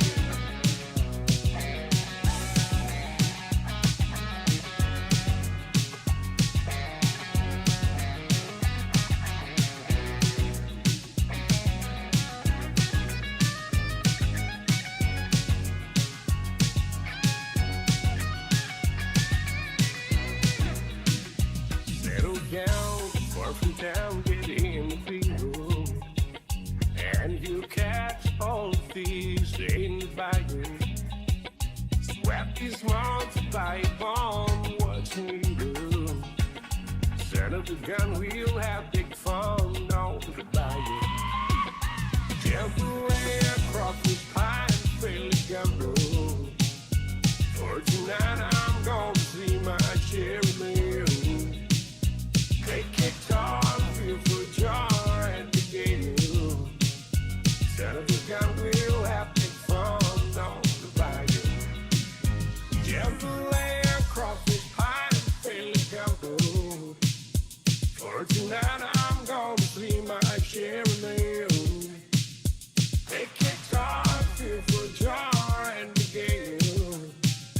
Set up the gun, we'll have big fun down the bayou. Set up the gun, we'll have big fun down the bayou. Set up the gun, we'll have big fun down the bayou. Yeah, Mr. Cowboy DJ 651 Jambalaya. Cooked fish fries and a filet combo. Vi er kommer for en aflag for en af amerikanerne. Jeg fandt telefon til at være le mam til i for Kansas City. Jeg fandt telefon til at finde jeg Agnes Mariner. Jeg var before jeg le til dig jeg lofal til mig I siger til lommer. Jeg le mam til mig det var en lærer som man uruer. Jeg går jeg le vil alle vi man tunga ngô jog yo man va le spring to me. Amalantia etitasilimo SK crates. So ja kasiano sa nille ya mo fa molimo sa mo marienta malo so ifo sina leo mo to malema to mai. Le ni vaing ola woli olo tali ele tanto so to ingel ni vaing olas. Ja maar le jonge ja lid ja van mine vele so yo le tanto wala leo. Ja po a milan to samo. Ole melo we samo. Wa maka o kia ne improve the bill power. Sa ka fio lolo ya be sa ka slow like kiki. Mene kwa ke le ale improvement la we o le peso o le power. Ia se ka ko fa kanida. Ja, po le ase tulanga ye sta to li poti stimulate to ma. Ja, mai le fionga ya le mai ya va mai na vai. Ja, wa la vale longa pu li o lo topa. Ia malo o to ma ban. Le nei fo ia wa le ma tungo fio le stoffi. O le po anani mo I tanto o lo muli tai tam sanga o le NRL. Ja, le na o li tai me ye pe a ma le lima to sanga to wai. O le ja, le tam sanga le la kapiriki. Ma tau tia le tulanga le ye le suia inga.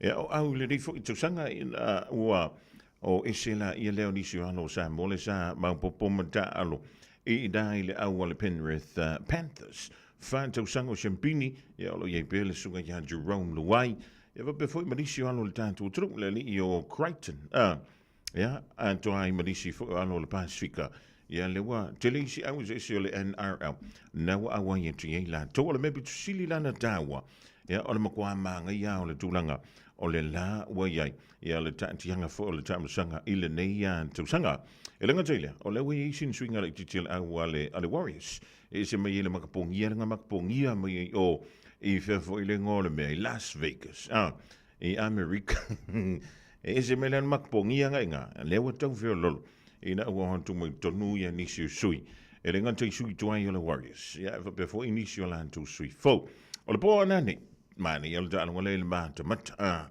ya o le timira mo le vana mo ma tu mitia onga le ngai before le ka fio lo ya au ya ka rungang o le Panthers le o le apingi ya mo le Melbourne Storm I le pole na ni Charles Fulu ya I tanto I nei I New Zealand tele me lo ye ya tele o mautino fo po o tu I nan tu tanto ta longa nai Samoa ya wala vai ya le mai mo le sila ye ale pa ia ma le malo le tanto tru ya ai fa malo si antro piki me fa na wa ngo tilo e longa ingu fala a wadi lo mai eva mau lo marka ko soka ingar ngi vai ngo la Noise.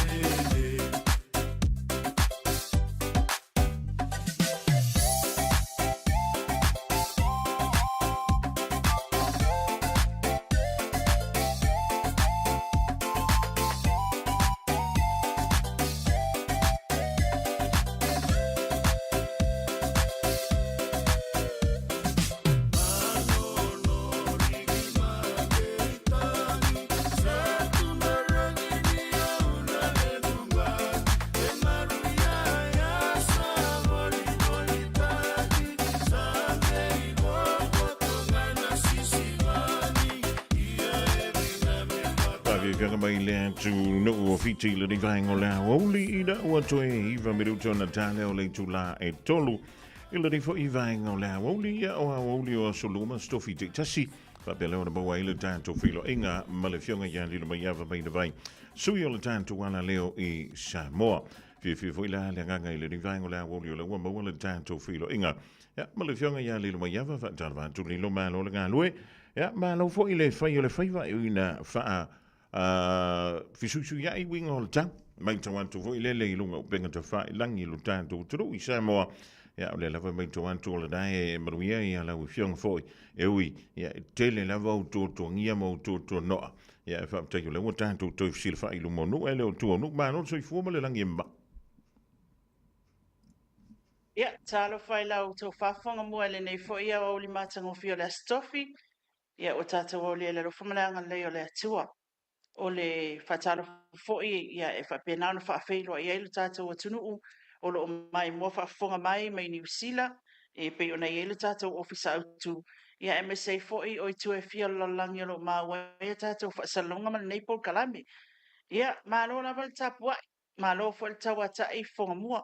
I nei lo tātou atunuu e moni a o tele lava ia le tūlanga whelele o tuatua noa ona o le isi whaopoponga o nā tuatuangia. Ia o le tau, o le timunga, ia whapena foi ia le motisia o le tātou e tise o tātou atunuu o tau whaasosoa e pei ona ele nei vai tau. Ia manisi lava foi o tūlanga umaulo whapena ona vesi e lo tātou atunuu. Ia I ngā ruenga masani, ia o wha moemoenga o ngā le whanau. Ai anga leila tua, o lo soi fomanuia Samoa le nei foi vaenga o le aso, ia e manatu foi. E launga tasia e tātou umali tau singa le tatapa au sili nangi malo lava le whatotoa I lau tau wha. Tanto tau foi fa malo lava lilo malo le foi o le foi va ia malo foi le o sai e le telefoi. O suia inga e pe o le jai. A tonu e nao manto o manto. Nao le tau mai tau atu foi le ma le tau mante. O le astu langa o le ase langona ia to e lilo talu ona. Pe so o le pao e tonu o le tanto. Turu mani langona fa alia. O le pa ia ma le malu sa mo le tule mai o le fa fitau. Ia, o le tūlanga lava ia e pei e lau alunga lava le tūlanga foi lele o le manatu e le tau ana to e ia isi tūlanga whapea o ia ilo tātou wa tunu. E a tala noa I tangata ia e o I foi o lo la lango wa la tau fina ngalu. Foi lea e whapea mai e le te tau ana to e o tātou lea tūlanga. Lona lua ia e matau mai le tūlanga foi lele e o whai ngā malo. O isi o lo whapea mai ia, le mea lea na whai atu ai, e le I whapea o na pēle paua le HRPP. Ia o isi o whai mai, ia o le tūlanga whai lele, e o ai tala whapea nei, ua lewa o na tatau na whai se fuafuanga le tūlanga le i ele, ua whai si umi. E le manatu ma le langona, e si itia lava ia, ma le wawa aifoi, e si itia lava langona o tangata o le tātou o tunuu. E tasi le aunga e pei e tele ia o lātou whina ngalo. Tūlanga foi lele, e lo tūlanga le tauna o iei tātou, o na o tūlanga o le tala noa mai a fianga o pisinisi, a fianga o matua tausi, a fianga o whalemai, a fianga o so o samtanga ruenga maso se ofisa, a fianga o pisinisi o whalapo tuputonga, a o ngā le whanau matūlanga umawhapena, o lo o au mai lunga o whina ngalo le tātou o tunuu.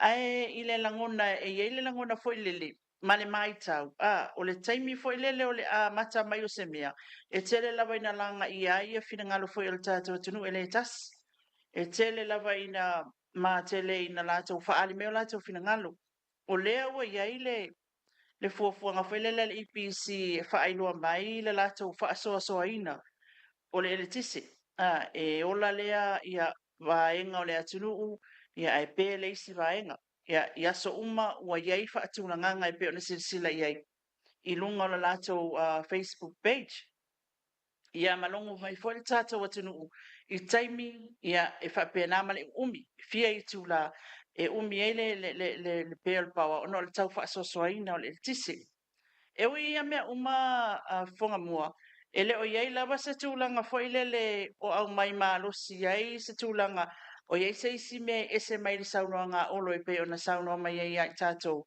ma le au whasalalau. I le aso lea na mai ai le fonitanga al palimene, mai e whapea mai ai, ona o le tūlanga fo le lei na malolosi, ia mai ua le o le lei, o lo o afia, ia lea na lai ona mafua ngā luenga ia, i lona po lenga la ma le saunga le mu o le au whainga luenga, lea ua whai e le tonu lea ina ia pele pawa, ai se i tau mawhai ia ngā luenga, ina ia fo ia il whawhitau, mai lava le nā taimi, o lea mātou te saili pēa pe iei se isi lava mafuanga. O nei la, pēa ma se awhaitu la, ia sa o i meri atua i le whionga le liminsta, e le o māua fo i olo o i fiti, o lo tali mai fiti, masalo olo o anga i fonitanga.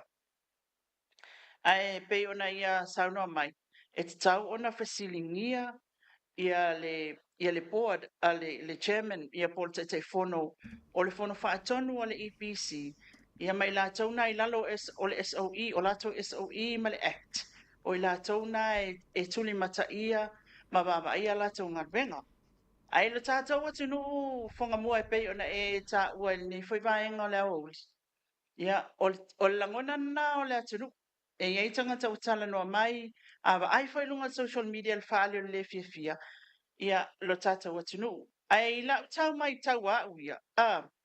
Ma lo ufo ia tangata o le foi tātou te a fia whaatasi umai i le pēa le pawa. Ma le tau whaasoasoa lea o le LTC. Ma nino lo le taimi ma le aso ma i tu la i tonu o le taimi motisia i le LTC. E iai sau ni uninga ma ua awea fo iai ia mau atu na taimi. Ua tanofo le lei, ua ta mauti noa.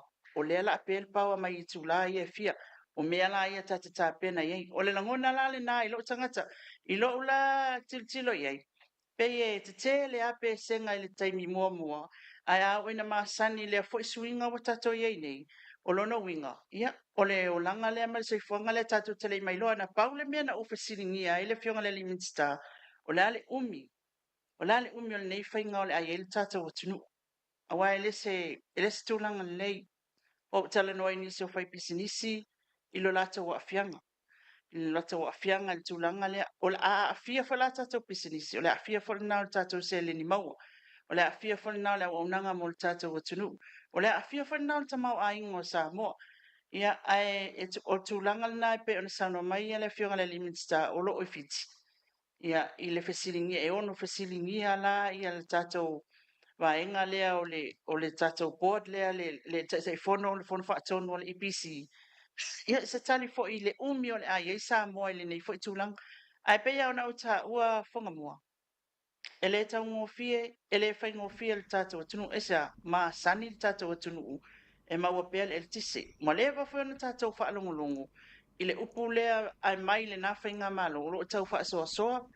Le tātou tise sa ili. E pea na o mai fo i solar panels fo i ina ia mawhai o na a vea le isi a vea ngā e tu iti ai a vea ngā awhia e o lailo tātou tise. I o tūlanga umana. Le te le a whesili fia whesilingi ai. Peitai, ele o maua stali le taimi nei le tūlanga lea Fofogamua. Mana wha tahi a lilo. Ele o mawhaina whesilingia i ele ofisa sili ma le whala putonga o ele tise sa moa. Fo i lele pe awe o le malanga le fionga le li minista. Ia wai o le minista la tu ia e pito i lunga. O le au whainga luenga. E wha lulu le ofisili. O ina le la tu te whaantino ina ia ngā luenga. Ele ona maua stanto o no le si au mai sa o apolan ka kianga la ka kia mai. O le si o si. O pe tonu le pao i te minei ua wha salala watu fo i lele me wha la wiloa ile mamalu malpa i o le antunu uwa malmole lilo. Ia, mo la ofisili mua i le CEO. Le ofisili o pulenga. Ia, o le kulinga ma le kulinga le whainei. Ai o le tūlanga nā leo lo i ai Fofogamua. E mawhai ona whasinia. E mawhai wata tau foi. I lo u manatu lava ia whaatangata whasala lau matustala. Wata tau ona call se tātou whaatata noanga ma le au whasala lau ma le au tustala. E au mai foi po le ale tūlanga amanino le tātou atunu. E no file mua. E mamlama loa no file mu foi. Tātou lava tā pena foi mea umalava. ia pea whapea e whamanino mai. Ai o le tūlanga na, wa mawar ke fongi na EPC mala tau, whailele tonga whailele le vili a kua off. Il telo istai me mai sele ofisa. Ele tio sasi, awa aba ai lunga o ata i olo whaali mai, olo o iai tau ma whaingana olo o whai. Ai monia o le minsta pe na o se tangata e abatul recommendation lalo i in whai mailo na final decision. Ai pe o le vaenga le lalo i o i la tau i olo ngafa man ngal wenga. Ai maua lava le taimi Fofogamua e le whaingofia fwele tau tulinga. Nisi fwe o taimi wa vili atu e tali mai. E nisi taimi o atu wa le ai. O lo o iai tu tu no ama le tele o ngaluenga. E wha mua la le tūlanga le nāna ilo se tātou mana o tele atu ina ia sauna mai. Lona lua, o le awhai lau whesi longa lua. O le ia rewa ka unga loa koe ma lau whesiri longa lua. So le ali, ka ure upunga o le kuri li li lo longa winga e sa o le pese foi lele. Tūri mai, tūri mai, tūri mai, tūri mai. O Samoa ngai ka ko ke ia. O le mele tau foi e tole isi o manantu lilo mai ava o whafunga le tātu uturu. O le vave i or kari mai o ka kouso le pea ko media mai fafo. Le winga o la mtala mainstream media. Ai misi le vai nei New Zealand. O le tala no atu le media Samoa e mala mai tanga Samoa. Au kile ilona po e ise mafua anga e ringa whinga kanga kari mai o Samoa me ia karangoa. Ia, e tupu so o tele le mea na. Mātou tilo fo i e o le tau sa ili atu i nesa matau. Ai vai atu mātou la interview mai o le tangata le tau sa ili atu i ei mātou. Ia, ele o iese na iai fo i e wha sea na mātou a vea le tūlanga lea. Na awel tātou whala tonga le joa se le manatua i atusi. O no le tūlanga fo i le o lea mātou tena no fo i nei, ia avatou fo le fesiri. Ia e pe i saulo le media mai fafo. Ia, whaatala noa loa ma mawhai na maua le awa noa. Ele o inoe mātou po la le tūlanga. Ai, po le afo ese mātou e whese se inga le tūlanga lea ma le ole va fo ile feilo inga fesota inga e taua teli awa e pe o tatou o mama ema pelele ya tatou e faila tatou fainga pa anga lelei ma ministries al malo o tatou minsta ia fa pe fo le fionga tama tai pale mia fala tonga ia ole au fainga le malo ia o Samoa foi e le pe o atu e mamani usila e tate ai atu atu pu mai alfa la venele awala o la kiu ke leo ta ai lua lo ngal TV interview mai lunga le awala ka ai lua o Samoa e su e ale spokesperson mai le ia po o le so o upu o le matanga luenga po se fala potonga ina i mawhai ona Samoa mai e au fa atasi fa patalanga o le mea lana o ai o whatever ai so o ele tanga luenga o leo ele tio ses e o atu i lunga le whaatumtumunga i whaululunga i ona sa ili le i lalo i ele i mautu atu li poti lalo i mana ngā luenga o la eo e tau whai o te tiltila whai la IPC o le tūlanga na o lo o iai le tūlanga whai lele o lo o alu le manatu ma le ngalue ma le taimi atoa i le mea le tu ai e te tau o na peo o atata watunu i whafo ia iai lava le tūlanga whai lele o le iai o le tangata e pasi atu i ele info whaapea ta ule atunu ul mele tu yoi o le tūlanga lana ana whaapea e ta ilo ai ana whaapea mana ia a whaapea wale maua mai le CEO a lo iai ala tau ACEO principles whaapea ia allocate o lea malawa ainga lea o tau le gather ila information o le mele tu pasi atu le atunu whaapea o whea le wo i ngā luenga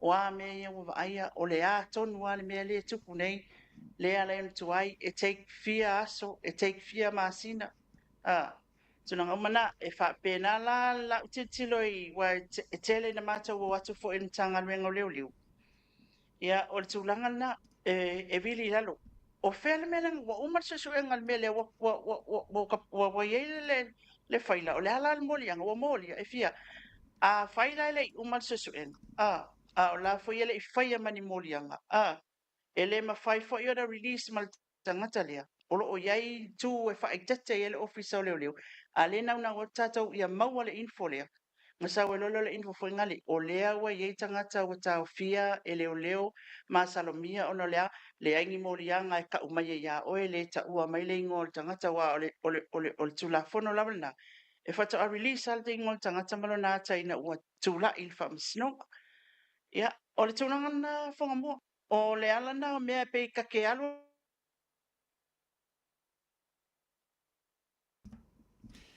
Ia, ai, whaale tonu mai lo mal tātou so ta ingal di vai ngoles.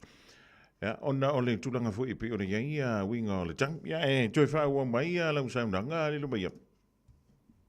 e pe o le tunanga na uta ua e mafua i tunanga foi lili e o lewa ua iai lo tanau na uta inga ta te ala ke ala mai lo leo pia o fa ma uma la ka diary alu ko fa te inga alu kom singa o leo ala ko le maua alu si kom singa me ia silingia sau i fea alu i fea ai o ka sau ai o ka ai no tunanga lea ni famela ia lea ia ele ma faina matou o inga e makua i o ka koe fo i le lei mea isa ele soko ia o le tatou va fea ngaina mtanga lwenga ia malamalama tatou le ngaluenga o ia malamalama foi o le tatou ngaluenga Pela o le tūlanga na o te e whaitete foi e tūlanga foi le o whatinonga o ngaluenga la o whai ele i maua le whai unga e release wawe e tātou le whamtalanga ai le mata upula le tātou pel power ia o le tūlanga na Fofogamua i le uala manatu au ia a whai o le PC le ia le ofisi le pulenga si tūlanga foi le o tau fai po le ale tonu, tau fai po le ale mea le tupu, tau fai po le ale whainga ma le fōl o le whawhitau lilia. Au iei sina team fo ile le pasi kulo ile info, au le taimine ile ama, au ane i motu sia, o le tatou so ta inga le na, e manino ma tatou, manino le atunu, ma vaila ile isi a mea uma, o le isi tūlanga leina i lunga o pulenga le lei, ia ma tatou whainga mano le lei, o le tūlanga fo ile leo le malama o malama i nei, i le ngaluenga le, e perform mai fo ila tangata, ma latou awea mai, o le malama lei ai whawhitau, le mta tungale, e yeli tanga benga ai ole tulanga nai pe ona matala noa ma le fionga le limin style o ia o lo ifiti au faso mai pe ma fai ona fasilia tu ile o fasilio pule o fasilio o ile pe fa ona fasilia tu ile ta fono o le fono fa atonu le EPC ile tulanga tonu o la fasili la le umile la o Samoa ngo fa alongo kala sa tuani valu masina Tata tuana o le ala na lai lona tongi la ofisiti. I po le ale umi le ala fai ele mea lea. E tauna manino ele atunu. A ele o confirm la le balu masinga ngang o whalong longo ai tangi mai asi. Ale meo le wale si moso oileng saungi. Ia. Ai o lea e tau mawhai na ia maua le fesa o ta inga. E confirm mai pe fia la le umi o le atatou pene iai. Le wha asoa ina o le tise Fofogamua. Soli, ka fiolai. A fai e valu masina a e mon. Soli. Ta fiolai e li lo mai vai fai kilisi masi pe ala ka ko soli. William. Talo si o le ava vena mo mai se tani. O ai o le si me tawona sila iai. Ia e tona fi se fai ungal tanto malo. Po le a tonu le me va vei ona fo ia le fa fitau. E fatai se me foi le tuma. Se fai ngai le tuma. A ia mawhai ei ona tau sefe mai ei o loa. A mi se lava ia au ngā tau pisinis. Ia ma le fonga tau mawha le tātou utru. Ia wanta ilo i pe fiel pasene na e wha pasene ia tātou tau mawha. O lea e awina atu i whafu. Ia a whaila o le te le pasene wha teita inga pe ungo sfuru pasene. Fiku sfuru pasene. O tau mawha ia avantu i whafu molo tātou utru. O le fsilina. O saunga le mu ia aisa ia tu o i tātou tau mawha tu aisa. Ia ai o le ale so soan. O nau sila ia le tātou malo i le temine. Tanti ia le IPC. Ia wale IPC. Ia o nei lalo le pōlenga le tātou malo. Ai o le ale whainga. E vave e ona fō ia le whaafitau. Ina ia au e nei. Whaau umi pēma tele o loa e whaalanga. Ina e meisele soi fō malo no ina o le tātou tunu. E moni. O le tūlanga la mai e lau loa pe e oka le au whai o loa i a lātou o loa i whafu. Na o mai lea o loa i a container e loa i le freezer. I si tonu. Ia e pe o na tā ua fwoi. E alanga ina pe ai ma i tātou whasala ngā whai utua nai. O le tele o le moa le sautono o le atunu ele la ititi. Ioi, e ta mo le fonga tau mafa le tunu. O le tele o loa e whaalanglango i le tato o tunu e mai fafu. Ia, ai peila o le tūlanga lana o te iloa. I la utau mai tau atu iai. O lo o iai la awa ia le fetu na inga. I le wā o le malusi anga wha el tise. Matulanga uma ia i wafu. Ia, o tato storage containers. Ma mea uma whapena. O te iloa lea o lo o ia i se fetu nga inga ina ia mawhai o na maua pea le el tise. Pea isi wā enga e wha whaitaulanga. Pea isi wā enga o mātou. Ai abe le wha mua mua ina ia ola pea ia i tūlanga ia awale fonga tau mawha o le atunu. Ai o le tūlanga matangofi. O le nā ua wha tau a fia anisi o matanga ringa. O ana neilen tala ile a fia le Ministry of Justice. Po le tato matanga ringa o whamasinonga. O whamasinonga ia malona ofisa. Lea na whapenana tala ina le afi ona la o le isi tūtino tā ua lea. A wa a whai nei ai pe so o ale pao ele ma whai ona whai se ngalwenga i tono whale whamasino. Mana tu a fwoi ia wa pui si ma ele aini whamalama na ole whai tito aitas. Ele ma whai ona na whai se ngalwenga i pe pao e no ma se ea malulu. Ia mani moli.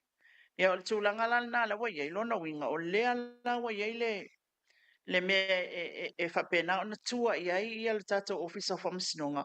Ina ia mawhai ona wha ngā solo pea na ngā luenga i le aso mle aso. I taimia o whaso soa ia le tise. Ai o le tūlanga la vai e se tala fo le tamai. Ia, ele e se tala tamai taimil nei se fisilingia la le tūlanga le pe on whapena ona au mai ele fionga le minsta. Au le tele o le tele au mantua foi Fofogamua e titi asi na mea foi le tato o tunu ai au inga whakele ka kōwol matua telea. Ele la titi. A whai e tasi se vaenga tai peila o le West Coastal Feeder. Ia po le vaenga ia ele tala whātai sifo. E ele afi la tau te eolai. Ia ona whaua o isi foi lau whai mai o la ngai meo feeders. Ki ngā ngai loa ala e whesidia. Ia, e eila le afi o la isi vaenga na a whaila e ola uma lea tunu u ena o si vaenga le nai whai taulanga mai le valu tae au e tau i le ono le afi afi. Ia, o le tūlanga le na a whapea whai lai o le pō e ola ia si vaenga le na mai le ono le afi afi sifuru al pō ai pe atoa ia apia. Ma isi vaenga o le tatou atunu. Pe kasi a pe luani vaenga e pe. Tūlanga na o le tau whaso soina. O lana winga la, o lea ia lea wanoa ua mawhai ai e le tatou malusi anga wha el tise i le tilo i le taimine i le uti o le whaasoa i le el tise.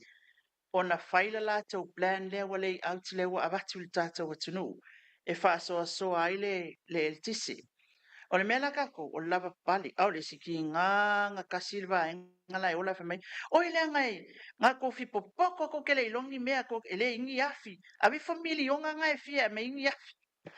Tusa o lewa matua i fūlia, e istangata e pei o na maali e ai le saunoanga le fionga ia ai au Chris Hazel mea nai au mailunga o le tatou tala tusia e pei o na saunia le fionga ia ngalmalmana au tanga vai, a tipi au tanga vai. Le fautuanga foi lele mo tatou public servants. Wa le tele la tilo mai fo inisi o tatou ofisile o pulenga. O lo alanga ia tangata whainga luenga le malo i tūlanga ia wa whapurkiki ia le i tūlea. Tu sala wale se feso soangi foi ngali. Awa tau solo mua. Isi foi public servants. Le tau ai maa mai. I le tūlanga o le polonga le ipisi e tau mwhai ai. Ia o mea umane o lo tupu ali Fofogamua. Mai i le tūlanga lava o le tau whaasoa soa ai o le LTC. O tūlanga nā lea o i le tātou o tunu ulu taimine. Malo whaamtaia lilo mai awa, ia e marino lava le mantola vai pe a fisili, a au mai fo i lava le whaamatalaga. Ia o na whai ai lea le tangata ia o lana ia whaatatau. Ia a o le mea la lea o le kuri a ku fiu kuri. Ia o le mea la na ua whai lo ma le tangata la tau ia lana ia tala. Ia makai lola ia lea ngungulu ai ma le antunu. Ia e whio lolo la o tau ina, o le antunu i fafu. Ia, masalo e ko kele ai, io e le ikango a foi lele sikuru makawha, ia karango mai ei masalo pe fiku afi wa umanga, io e ngawha asua ua io la ko ia e uilea, ia o le hanganga le na, fia maua le wha matalanga, po le a kongua ka ki anga o kako. Ia, o nai luma na i le tano le tupe tono le pahale mene. Ia, ele ngantaile, o tantou fale mai. O nai wha moe moe o tina, ai pia mamafa lama se wha mtalanga vuile. I le tūlanga leo tau mafa a whai, e fitu se fulu i le valu se fulu pasene. O le tau mafa tu aisa le avantu e tau si ele tantou uturu e mai anturu ui fafu. O le ala le tūlanga na i ele tantianga. O a tantou aisa. Ina ne i te iwa ye se wha le ton. Ia a whai nal soi fu malo loina. Tanto ye pele tūlanga lea. Ia.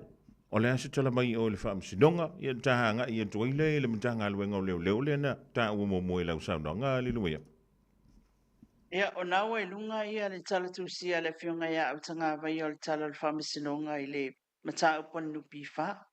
E sila fia le mata upon nupi wha i le lona le princessa. Lea ua whapena ona pea ma le e family ona. Lena apply. Ia mamaua fo. Ia a o le tūlanga lawa iai. Ia wale tōngi aloa la ma le e tālaf. E mantua fo i la Fofogamua. Ia o saufanga nei ia tangata whaingaruenga umai tunu le tātou atunu. O lo ufa a pena ona te wina le nupi whamo lumana i manuia. Lea ua o se mata upu a tele e fina ngalo le nei fo i vai asu. Au nau tutu lai le asunga fua e pei ona ta ua e le fionga ngan mana.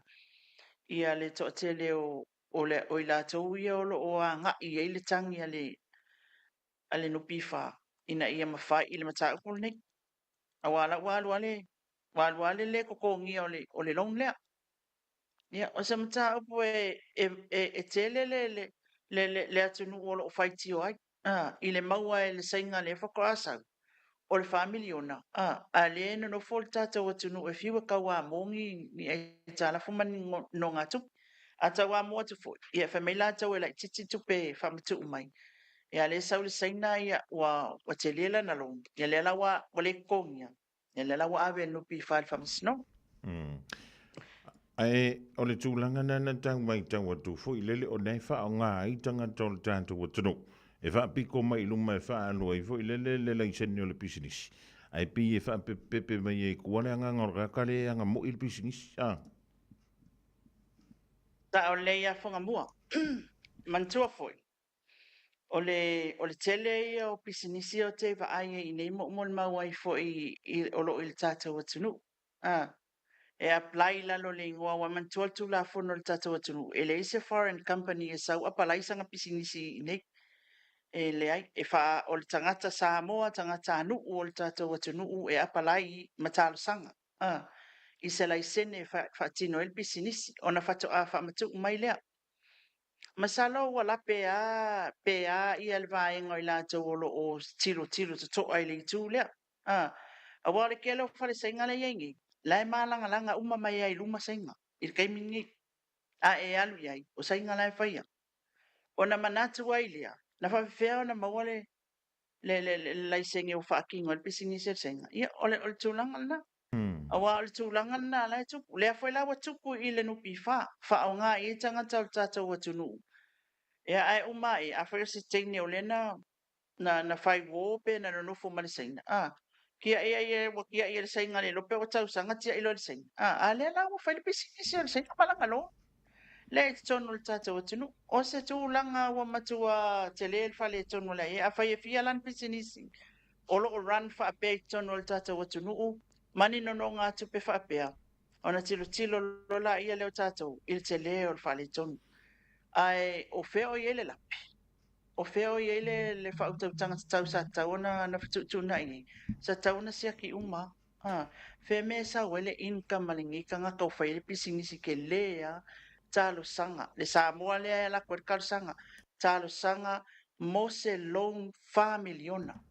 So el background o le tangata le ton o le tātou atunu na onga, na whaingaluenga, whesa wale tamau ainga, le ainga, mea uma, sa tauna tilo iei. Ia lea la. A whaila o lea ngā wakupe whai poipo malisainga. E ka kau fo ia consider le mea lea. E ta tau. Fia tau sanga talo ni whai poipo malisainga. Awai, e iei leo ngā ali ina o atu ma le la tama o leo o makua i koe sau ma lo mafofau. Na o vai iei, na ua watu i le MC o lai no nofo ai le o mai mala tama e la ikikir kamalu ngali ilo ngali Samoa o le taini no nofo la mala intia le taini la ititi a le wo atu tar sanga le laisene fa il business ya o le kele yo fasili ngo fa alonga kule fa ia na to fo ile a inga le ele fa maliina uma me uma ona la sa ili ma tilo le h kinkiki tilo ile taimi le wana no fo ai ma fa ai poi ya o tulanga na o le ala o la pe ile tule yo tatu tangata ile sa ili maliva ili ya le ala tula email tulanga nei tele family ona le se tupela titi fonga mo Io, na tupela titi o lono winga e il tangata nai e lua me ye ta o le i ona whaatino lana sa i linga lua io ta ma fau ngā voi le lilo wai si ke fai a koe pe ia le selo sa o le kala le silo e pe ia le selo la ka va ai mala ka fa ngolonga kule mele tau fai mai i le mele a wai te tau a fa pe tanto te tala doa i tupe te se lam tala ta ia fentala e tau tu mai a tanto tala doa lo le family ona tala o le visil o fea le mea o lai guarantee yang a fai o le fanua ia le lei ai fa fea lang koe fa fanga mai le se le ni lea ia o le tūlanga na wai ngola kala sa o alilo o ule skanga kan kinga inga ko kongi ia mo me o loan for year development bank sangi e skanga fa mai singa lo sa wai guarantee fa la nga me guarantee ia nga lo kan wai sangi e umale ba ia ide ima wai sa ka singi apar nga me au ke fa ia o lo kinga inga ko kongi ko o lo fa ko lo le ngorga ka le o ke le fifi ai o le wingo le chala ia a fai o kuranga nga kupu o lo no winga o le fesili ele o tupu foi la inisi o pisi nisi fa pe i to tonu o le tanto o tru ai ka i fia lani no nga tupe o le ngau ai i al nupi fa i le valea wana o le mta upu le famsino oni awala le wo ni famasnonga i ola wailu mal famasnonga mta o lo no winga e talia le plia i la tau ia pe i oe pe te ena ya fa te ena i o le a o le su e mau wai au mai lupi fa i al tūlanga le ai i ana wha mau ma le awala na whai ele lau ai o le e maalie lau whetalainga whunga mua al tūlanga le ai current tours po i la tau wha e whesosoani e wha maunia lau nononga tupi e o ngasola lola ia ele kia oi nei wo tilo a il tūlanga whailele po kele a middle man le tono tata o tunu ia Ioi, South Company mai fa fo oi o ye si me o fesiling ya o vai e o fa lo fo ye ma o vai tino ai lava a mai le company mai fa fo ai fa mai ia ngal fia au mai ya o fa mau maunga me uma company fa kalia sa lo lo middle man lo fa lo me le le fa e pe foi la le middle man fia la se me mawai o kusala o le si foi la tanga taleanga o le middle man ai se la lo tilo le mafatianga o tata o tunu on tu la i met company lia a le wa mana o fo ia ilana tupi mana o ia sausa o fo se me ilonga lima ia ona fai e lolo tūlanga whapea peila o le tūlanga nai e tatu tamaita i Samoa wale wa o tātou tilo ati. I o le manino le au mainga o le whamatalanga i le tūlanga le nupi wha. Ea o lo na whesosoani ma na mua i lumai ea whaini e talo sanga le nonga tupi. Ea ma wha mauni a fo. A whai ngaka maua lunga lai wha mauni a. E wha mauni e lo pei. O lo pei e salauli masfuru a whel tau sang. Guarantee a ko ke mwhainga o kongi a lo na le ali i le pe a whai wha le tonu payment. Ioi. Ia, o tūlanga na, o lono winga, e lengi a whai o le family o na. E le karantoa se kangaka o se luas fulu lima a whil tau sanga so na pei. O a 16,000 a ia. Le ai. E karantoa kangaka i lunga ku ole se lau afe i le tau sanga na pei. Longa lang kangaka mawalalo mai la len na karanti inga loan pe a whai nga mga omiang karantoas. A whai o yeise me o se QI. Ia, o sa inga sa wale song whangua. Whangua i le se QI. Most of our lands are customary lands. Po whanua whalanga nu. A whai o se freehold. Ia, Lono winga o mea nala atitilo iai e whaauno o iai ia matau whapea. Wa matau whapea wa whaino. Whaino fwoi lato whaiunga. Ai nei long la iti. Nei e tala fula iti. Ona kosolo le bank o whangua. Pe ave uma mea o pisingisi rea. Vaila au tau iai le tūlanga e le mana iai te ngā mea ia. E awakua assets ia. Ma le whanua lea. E le kai kailonga veli wanga i lunga i le keleo le kupele lea o loo. A vele winga na lau tala li lo mai ava la ve faua o e sauno. O te le o mala malamba pe fa fe fena approve. Ya i se vanga na o le te sauno mai. Ya o stangata na se lau limas furua fere ta la lo tongi le tausana. Ai le tai foi na lava. E ta tauna lua tolu pe fa guarantors. Ile I tu ai ngā te lele o le no ngā tupele avatu. Se I vanga nai, o nai ei ma se whanua, freehold. Ia o vāntulo na tau ma le 2 miliona tā la pe tau la tala ta foi lele. Ia wa a tupula le pe fea vape. Na o na tango atu al numpi fafa mai. Ia o le la Afrika ko whakakui. Ia e, amanta mai le 5 miliona na tau le whanua lea. Ia na lea ia leo se vesi. Ia e ta ilo hi se kakifia maua le awal paipafa mole lilo. Mantua oila wel whamasinonga le matau. Ai monia o mea umana o la tātou titilo I. A vai fo I ele mawhai e karantozi nei ona on guarantees ala un whaapea. E wa whea ona whamaonia. A whai o le au mai le background e ke le pisingisi e ke le tamau a inga le bank o le tangata lea. O whea na e tātou tangata Samoa wa la ofisilia langa. Ke kilo le kenge le ala koe. E tāra sanga. Whea mai eila na lona tamau a inga tele lea. Ai a whaila e au mai o se background o lai le whare kupe I sainga kupe le whene oka. E le tal whea ngai fo ia tūlanga. Ai tātou whanonglongo le whamasinonga tūlanga lea Fofogamua. E le tala tā ua o te whanongo I pia I taita. Mai lo foi manatu. O le tala whanana lea o te tau mawhai ai e tau mawhai ai e tātou koloketi fo ia o whan whaavai. E inisi o tātou whanau wa o ngai fiti. Ai o mai lo mātua apalai mai bloke ti whai mai e fia tutongi le pili o le tametitila ia o ngai fiti. Ia e le tali aina. Ai sea, ona e ele tala fo ele le tātou te maasania ia, a wangi ia e sea kuma le kakau a kungu le kupe, ia nofo pe I nei, ia whaafengaluenga pe I nei, ia whaonga pe I nei le tupe, e toe palasia I lunga le tātou tamau a inga le tūlanga lea.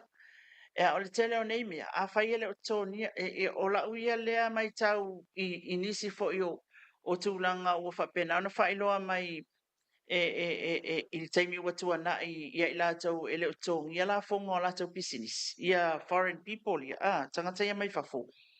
Ia, ona whaapelo loro tamanatu, a whai ele o tōngi se tax, o lea o mai whai a le lafo I whafo, ele o ke ua whangi kupel bank se maua I se profiti ma se me ekipi mai al tātou atunu.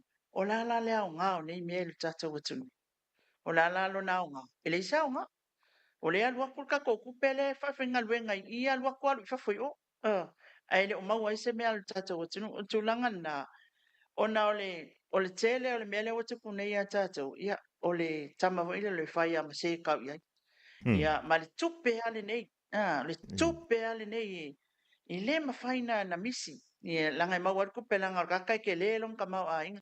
A le sauri sa inga whailang pisinisi. For example, langa lea na mol mawina, na tuli loa e tātou ofisa ia e awa la fonga, tūlanga ia. Lei se la fonga e te pia, se tax, e te pia. Ai lei foi se bank, e le ke ua whangi kupe bank. A le nga le money transfer I fafo, money transfer I fafo. O whela lai alu i e ka mau a inga o Samoa. Lai whakele inga ka mau a inga o sa inga ale kau ki ngofua. O tūlanga na e whanua noa ni ta apulea, e tātou whatatali I whamasinonga. E whamanino I ele nupi wha, tūlanga umana whai ele long lea. Ia ai mai sei foi. O le tūlanga o le ao o iai. Ia le tūlanga o tau manga ia Fofogamua. E fōlinga mai a tiliena umile pe o le paua pe a maua mai po o I tonua ia na guarantee ina ia le loan ia malesi an tūlanga pito sili na tāua lilo mai ava ma le whaafonga mai ele tunu o le approve. Ioi. Ia wai ese le guarantee ai tatau o na iai le ioi. o le fisili la, o haina I o ina, malona sila fia, po le lanto sila fia, family ona, e le fas funtala, pe fas e lautala, pe fa afi, no, fa miliona tala, e le sta mai tupe, e fa taia lilo mo le fa so e le tulang, tanto se antu, ya, afi ona wa mai au na foi, ona fa pa ia ina, ia pe talaina lo, ia la fi fa leo, ale ofisa fa msidonga ia o tele mai lona po fa nga soloni ia tanto fa msidonga le temine wanga fa kala le fo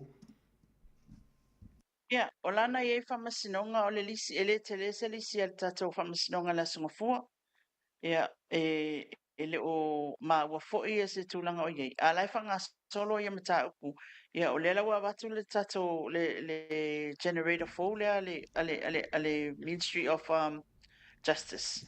Ia la lau whaingo fia ia la tau ngā ruenga. Lono i ngā la a pere pawa. E ona la kai o I mulu nu ui. I whamasinonga ale whamasinonga maurunga, o le whamasinonga whaitu mālo, o le whamasinonga whesosoani, o le whamasinonga o ainga, o le whamasinonga o whanua masuafa. Ma le ngā ruenga le ofisa. Wai le o mama ele o la titi fo I keise so tai o la tau. A le stulanga mana ia na. O le wa ai atu I le whamtananga utanga vai o le wa maua mai I se tatou whamasino fo. Ia lewa ma e a ona whapena ona I ele tulanga whele leo mana a ngai screening wa whaile suenga basi ia maua le interview ia whamanuia ina mai ei.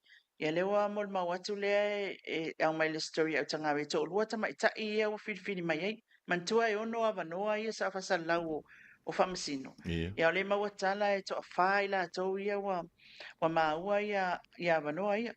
Lona winga la. Ia tasi whanau sa soan tele. Awa le sa mana o mia le taimi lea mai le tausanga o mawai. I lona whaai unga se tau mai le nei taimi. Ia le tūlanga whelelo whamsino. E mai sa le tū vai o tamaitai. So tasi asi whamsino tamaitai sa iei tai. A lea la ua mana ia le tūlanga lewa pawa ai atu fo iei. Ua maua se au vaa e whaopopo atu.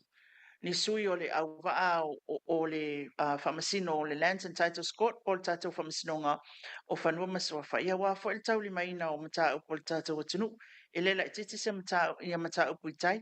Mai lela I titi fo ngā luenga le whamasinonga sa whaia. Ia ele tau mawhainga e ina ia maua tātou whamasino. Ke lea I o le process.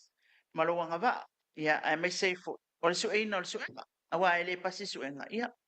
E mai maula kai mi koe alwa I koe tawa mo ia a fai pasi ele pasi e te pa ua ia ina uma foi le suenga ia e fai pet interview ia e screen oe I la montanga o lo age o lo wanga vaa wa fia tau sanga e tau si ainga o se sa o le ainga a vea o e mamatai tunanga umana o lo fili mai e tatou whamsino nga whanoma swafa a le tala fia na mo I tatou whaftai foi I le malosi wa mwhai ona maua ia suita maitai. Ia e anga wa amol lea fo I wha mai mo le tatou whamsinonga Fofogamua.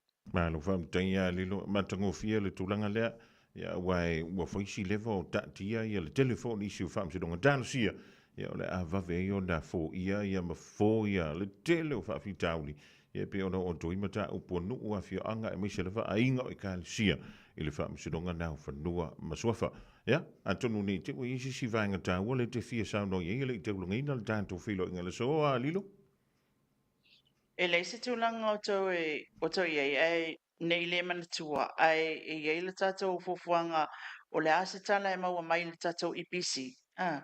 Ia ona tātou te wheloa I whela ia lea o tai au ia le wheloa inga pe awhai e tū mau pea. Le wheloa inga ale a vaenga whai al fast le te whono ia masui whai pule o le vaenga whai al fast. Ia man tātou o whaasa lau mala a tātou au tūstala e pe ona iei le fofola al whala ma le autustara lea ua faatulaʻi e le vaega faʻufai lea tasi foi lenā tulaga tāua e maua foi le silafia le tatou atunuu o mea o loo tupu ae o nisi tulaga fogamua neʻi galo iā te aʻu a o loo e fia faapena ona manaʻomia mo le silafia le tatou atunuu te re go fa lo go e o fiu fa kalio le solua o la me dai pise le solua lilo wa e o faapea ia ke le fesili mai ngiriga ia e langa e whaingata o le taimitonu o le tata po kalami. Mantua o luma o le aonga whailele St. Mary's Savalalo. E le lein nga e tu sai lua ta avale e wha lein. E lua ta avale e o ai. O le ta avale awhela i le awala le aluanga i a Lucky Food Town. Ma le ta avale a sa o yutanga i markets. O le lein lan nai luma tonu o St. Mary's. Se tele na atu mātua tutu ai. O nei local pa le aonga. Ia. Walua o tickets ai o leo ina. O lea, o ula ve whau lilo e le o mea lo whiringalo. O ye ni lai na sama vase fo ye pupu o ye ina. Ai, o le ale ta anti yanga o le tūla whono o whemalanga inga. E lunga wala te tele. E mwhi o na mua le sala le tangata ina. Wai ne. Se i wanga na o la ye le leina vase sama na o le winga o le leina na sa na i e paka ina so se teimi le aso. Ai a whi e le ise leina. Sama vase nei au tafu. Ia, e pulea o e kimi ke pakainga. Ia si au mai o langa o ele nei e o le mtau. Vai, o ngi usila ngai fai ko lenga vase sama. O Somalia. O Somalia ele ngi vase sama. E ke obstruct o wa e obstruct lunga le awala inga wenga ma fela wa inga. Pe a fai e te paka. O lo maram angan nai linga wenga le mal tu la foto. O la e femela tu ele tau na paka se sina. E mantua. So se taimi au le aso. Pe fai mai e tala le pa. E lainga ka vale ma kua inga langa la e fa solo i tonu e i ala tau whanau. O au lawa lua au ticket wa, au ticket muli la. Pe wa whainga le mafe SSA i malisunga le malu. O na ilona whina ngalo. Wa kalo mai a, wa lo ke alua kule kiu la ngai alu kongo le aunga. Ia. Ia, o le mea lawa tupu. O le ana sen le tangata e au mai la whanau i o mai ko kongo le pa. Wa kuku wa kuai. A wale ko kula ko pa ko fo i mai ai i le mele o tu ta vale le fasolongo le kiule o tu waila ona o movanga i luma ona o le fe soite ne ti tono ta vale o manatu le safety o fanga ngi ke o pa u se si pa o move na o slow like ki ke pe va ta vale ta si ma ta vale luma la kallo me le ya o ke la ku ale ta tu e piki e ta mitina na la len fe me lo le sing ya o fa matala na ngai mātua la o e me whapea. A o lo matua la. O te le te e ngā ruenga leo. Al mā nei ai amal matango fie. O le māla malama ma le manino le avita avale. I le tūlanga o le tūla fono. O le a tonu a le mea wa afia e le whaatinonga o la ngā ruenga. Ma le whaatinonga wha ngā ruenga leo. E whi mai e le whapea o leo. A sa o le whamai melo lai sengi. Ia o whatulo e le ia ilo lai sengi i. E whamai. O ilo ngoa, o whak o ili awa kua laro ngoa. O ina la le na whai e lo le arresta leo hekea, o le awea lo ingoa. Kas ilo o malam lama anga. E o tele isolia tu la fono leo ke alwa kua le kiwe alu kongu le i le pale whakakala mai. Ai pei ona o le safety o la whanga, ngō mga kuai e ke pale ali i malo i le tūlanga le lai tilo mai leo whio soi tene ti tono le tāwale uilia. Tulafono a famel tulafono. Ia na mato o ale nga arrest umako ia makenge ki nga mako o kong ka avat. Ia mal tu stala tasi sa tono tavat. Ave fa tasi mato tai. Ia fa malam lama fa le ola side I malo. Fa malam lama mai fo ia le side malo. No fa malu no fo le ia.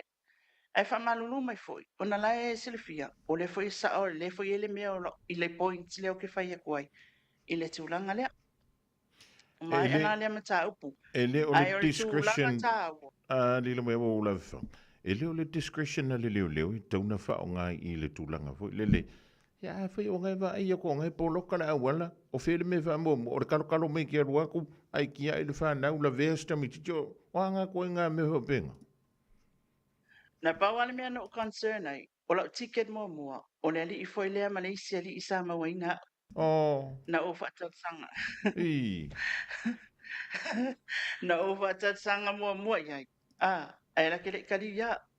Ya na mato a va foi le. O ngole approach. Ke ia ufa mai lo lai sengi. Kusi lo mal ticket. Ele explain le mai tina. O I. Ua umana I le warning a leo. Ai la tua tu leva no. Awane e toi pakai I.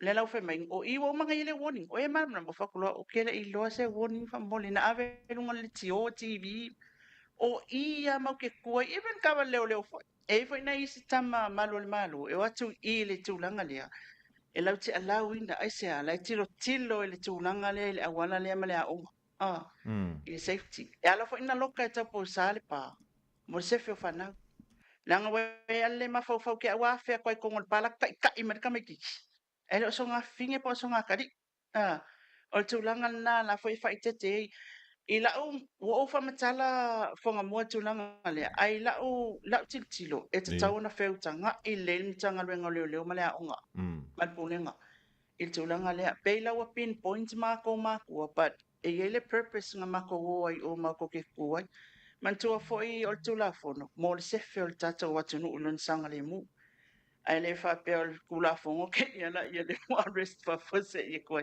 ia ai na matua mswinga mali ia matou fainga me manai leo malam lama foi manino ila u tu la safa ali tu ai al tu langa ta wana ilo manatu ela ina o fa ali tu pe o taimina na e vili mai ilo o ai ku all over so le ke vili mai ia ana te ilu mo leo le fa ila matou tala ona ole na o fa pe Masalonga e kalia mai le kere fongi ni lo mai ava e whengo fia ram ta punga ngaro whakwa. Umanga e ni fole ngā le Western Union, ia sei fō koe lo whawhika auli ringa. Okay, lo anga kali aku oi. Wa kiri fe wel maka upu ya ke oi. Ai ole tu na o ele aso le wa mo mai foi na isi ma tu we la ko tickets.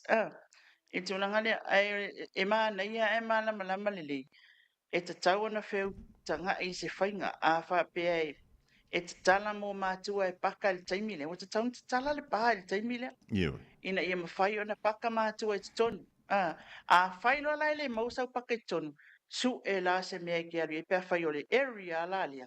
E sa alang koe alanga e alang o whaingo concern. O ke la whai kuku me kawa leo ingai le sikai. Ia o le mea la na le ea la iona whasiringia. E obstruct la ia ai au ai ele afia. Pe whainga le o le tūlanga nana e ai na whaftai ta. Ioi. Sa matou whiutanga I le ofisa leo le vaenga o tawale afi ele tio fo isesi io tamu fainga ina saunga le multa te watunu ele se tulanga fo ele fa ngale mali e ngalwe ngale liu e pawana ma ngai ia ai aweke ai sa le approach ka ko betidava ai oli tu fa mama lama le ia mafai mai lo malau tu la fono nga mau fa luanga fa pelo le ai la va ai tina le la mo lia o la ngale wa we umana fa amala malama le ia tia o mo ia ai mai se ai o sanga le mu e ala i ona fai tu la fono i le la una sia tanga ta ia ai le o le fai kulanga fo ile le o e se concern le mena ona le li fo ile le Samoa mo ma wana uta sanga ti ai le ke mai ia na o ai fo ile komisina le tulanga na ile approach ai se manu o I Fofogamua ia o tulanga na le ai se tata po kala mena solua Malo. na ave ia wele o ina ia fa manino lam fa lam le la o mana sola puli ai o le tulanga lava ia il tata po kala me fa malulu o twai na ta sa uni mai piki lo se kama mai lo I tata office Mali. ia pe tulanga la ia ele wale lo ia o le me tupu mai le taimi ia wa mafu ai ona tale fe lo ile solua le la wa e amu mai ia kia ale o ke fa ia o mea tu awale le te ele ngal leu ele le an tata fumala ma o fo ele te ele o le wai o te lo le stu nga tele lava na le fie le o fai mai ala o te tali le to ai o fai mai mai lo le singe va ele va tu lo le sing fai mai o lo so fa o fa ko le so le se fai mai o lo so fa ku ele va ko la lo ngo ai se la nga le ke le fa mala la mam fa manino le mai o le ke fa mala la makul ma fu anga na lai ona o fai al tulanga le o le sefe o la whanau. Ia ai whamai lo kao yo, ia maolo. Ia o le tulanga la na, poinga le aka ko whi maram na mai la vai se mia. Mali. Ia o le tulanga tāwan na. Ja, we yellow leo fa tava frame sui en tomo moli o le tanto o langa nei au kilani e be foi le tampo inga manu Samoa le ngante tono di sila.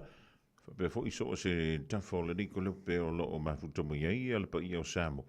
mo le tole nga fa malo mo fa tai o tau i malau fionga li lo yap ya le tulanga fu e pe ona yai ya ke musu e fa ya kula kala le ka fa ya kulanga le fu i fe musu me la wa i fa se fa ya kula kala fu le ma sang ya ka ko i malo le malo an se i si skem ya e alo vale tua ma tai tai antu lo so i fu i pe le malo si o le tino si ai la le nganga ia va la lanta le lua mafutanga ma yopu e ui ua fa i langi lana fo langa ia ai a umantu yopu ia tu ane ia la salo tanto fisila fa ia ile lofa malanga le o le tampa au sili lunga ile dava i sofo ia a maua mea se tala le tanto pau ia ole ama te nei tai au pe au lia tu male va vealu se sian tai au ia ai la fo tu na to lunga mai le tanto filo inga ile nei a stofi lo mai avo Ia, whataitele lawa lau tau Fofogamua i le ise tūlanga fo ile le whatau te e ngā luenga malu mani o le tātou o le au malo si le se tātou tunu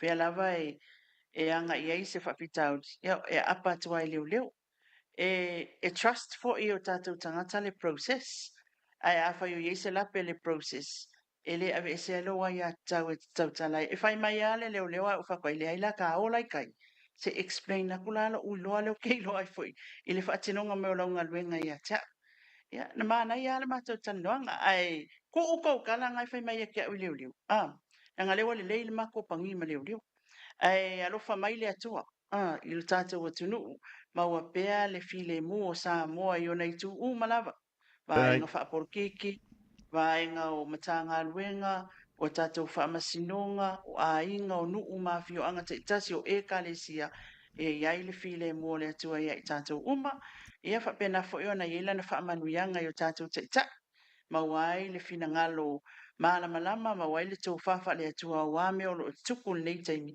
e maise lava, i tātou mtanga ruenga o le EPC, e maua se soasoani mo i tātou a le leifo i tātou mtanga ruenga iwa le leifo i tātou tunu. Whaftai sa mo i lau tapua inga, whaftai lau mai mo whafonga le nitu la o le fiafi ia ilo maa wha pēnao na whaasoi sa atu ma pisa o atu ia malito Fofogamua i lunga o le nei por kalame.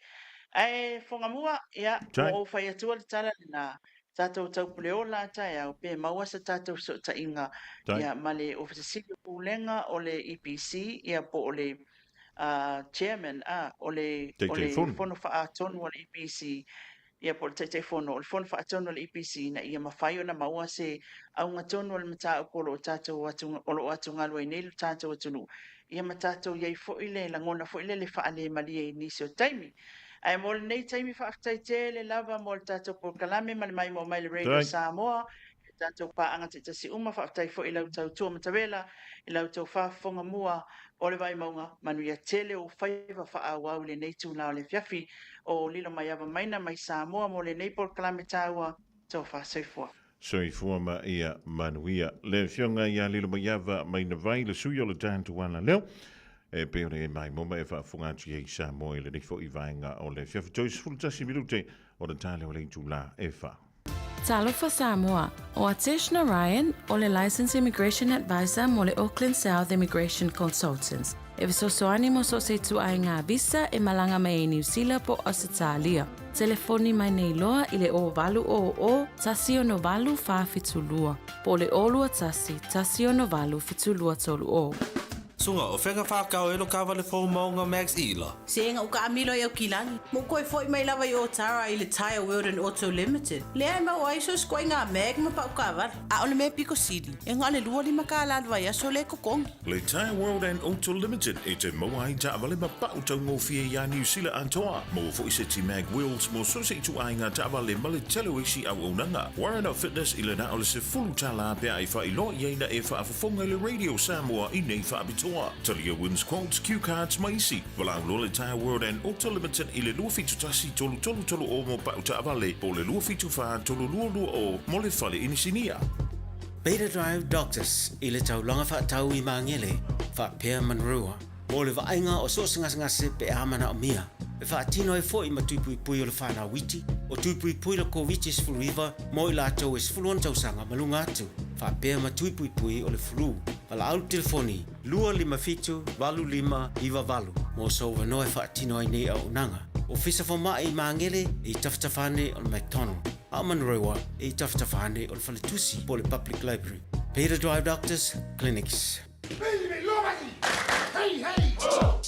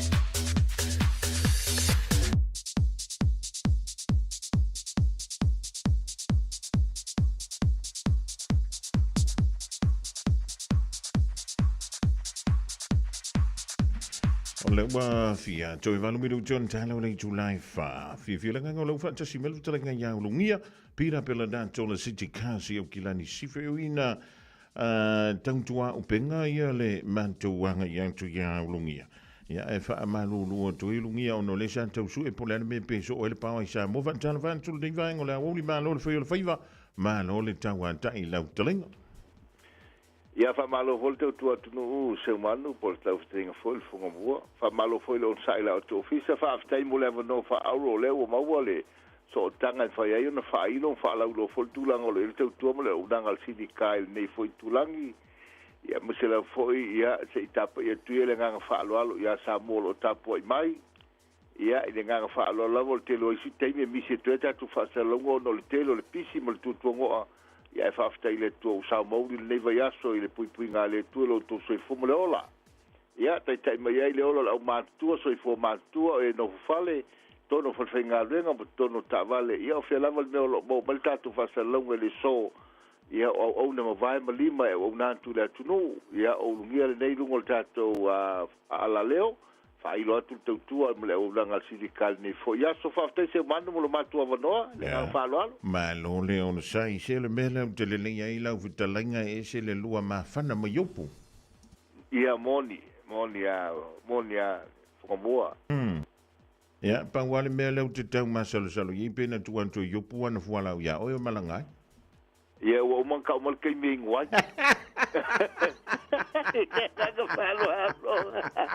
Ia fa malo ma pete manu mo ia matu temi lelei ia le ale va o le matu foi nga luenga le topitola au le nga fa lo sa mo ia o te tu masani lava fa ila pe ma fa ila tu pe mo malu le tu no la matu fa so son te wave o le so son ia tu nga sa mo ia ina ia mo fa ina tali uma fili tu te na o mi tu langa o te cashback ke fa manino fesa wa ile tupe ia o mea uma lava pe ona ia o mea na tau whamanina warranty o mea uma ala re tau tua city kai nei fa tau lau ta vale maula insua i tau sanga e kava i ta vale nei te o so ane se ona alo ia i kava i ta vale tu feli sta vale fou ia o tulanga o tanto warranty ia o tulanga lava i meta wafi ia fa mole lava sa mo ele kava i pa ulanga o pa lava i o ta vale as foi so ia o lau lava na me totino fa tau pa fou ia na o le afi fa na kava e le tato warranty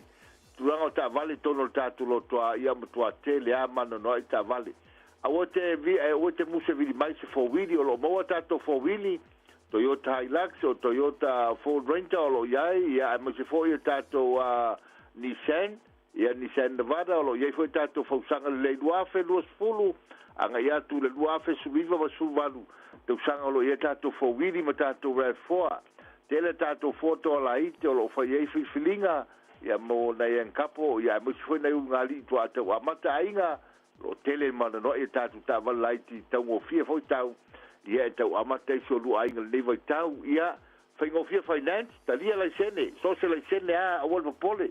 Mana foi fia fa foi lo laisene Samoa le liu laisene sila o lo faina o na tualta tu sirika nei le aitele Lincoln Road ia il tulango liwino tanto laisene lo foi na avitola tavale laisene Samoa na sa o ni tu sanga.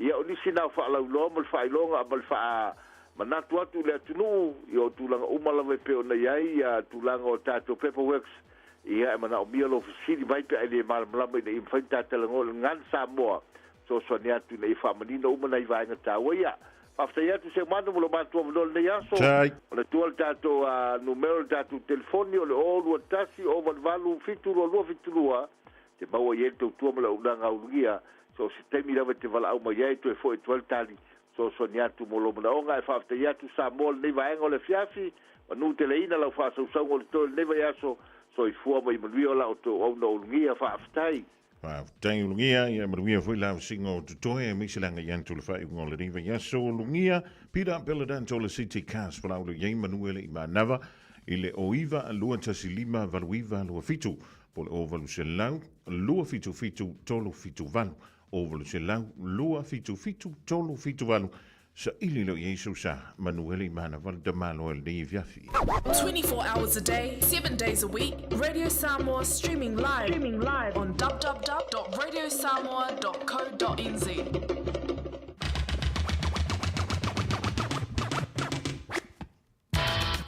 Ja, mai le Aoauli se o le mai fo le nei taimi le fiafi Samoa e te tele mo le tanto ma tanga le wotoe lua mala fa biru John tale o le July fa tale fa o dan tu tala mai Australia suil do fo e le fiong hai le antoa severe se o le July fi tu le fiafi ana nei mangalo so manto leo i lo titi feitama feilo I la so anta pe afino ngalo yai le tanto tapa au sili I lunga tala mai Australia mai Miriam la to pomare I le July fa e mo te brei to ona Fofogamua ma le polokalami o le Aoauli ma Fofogamua ma no ia tele la singa o toi e ma ufuanga o le ri fiafi o lo te vai atu kwa au le ia le fiafi le moeso They can come take it all away, break your heart by the lights of day, drown your love in a distant place, so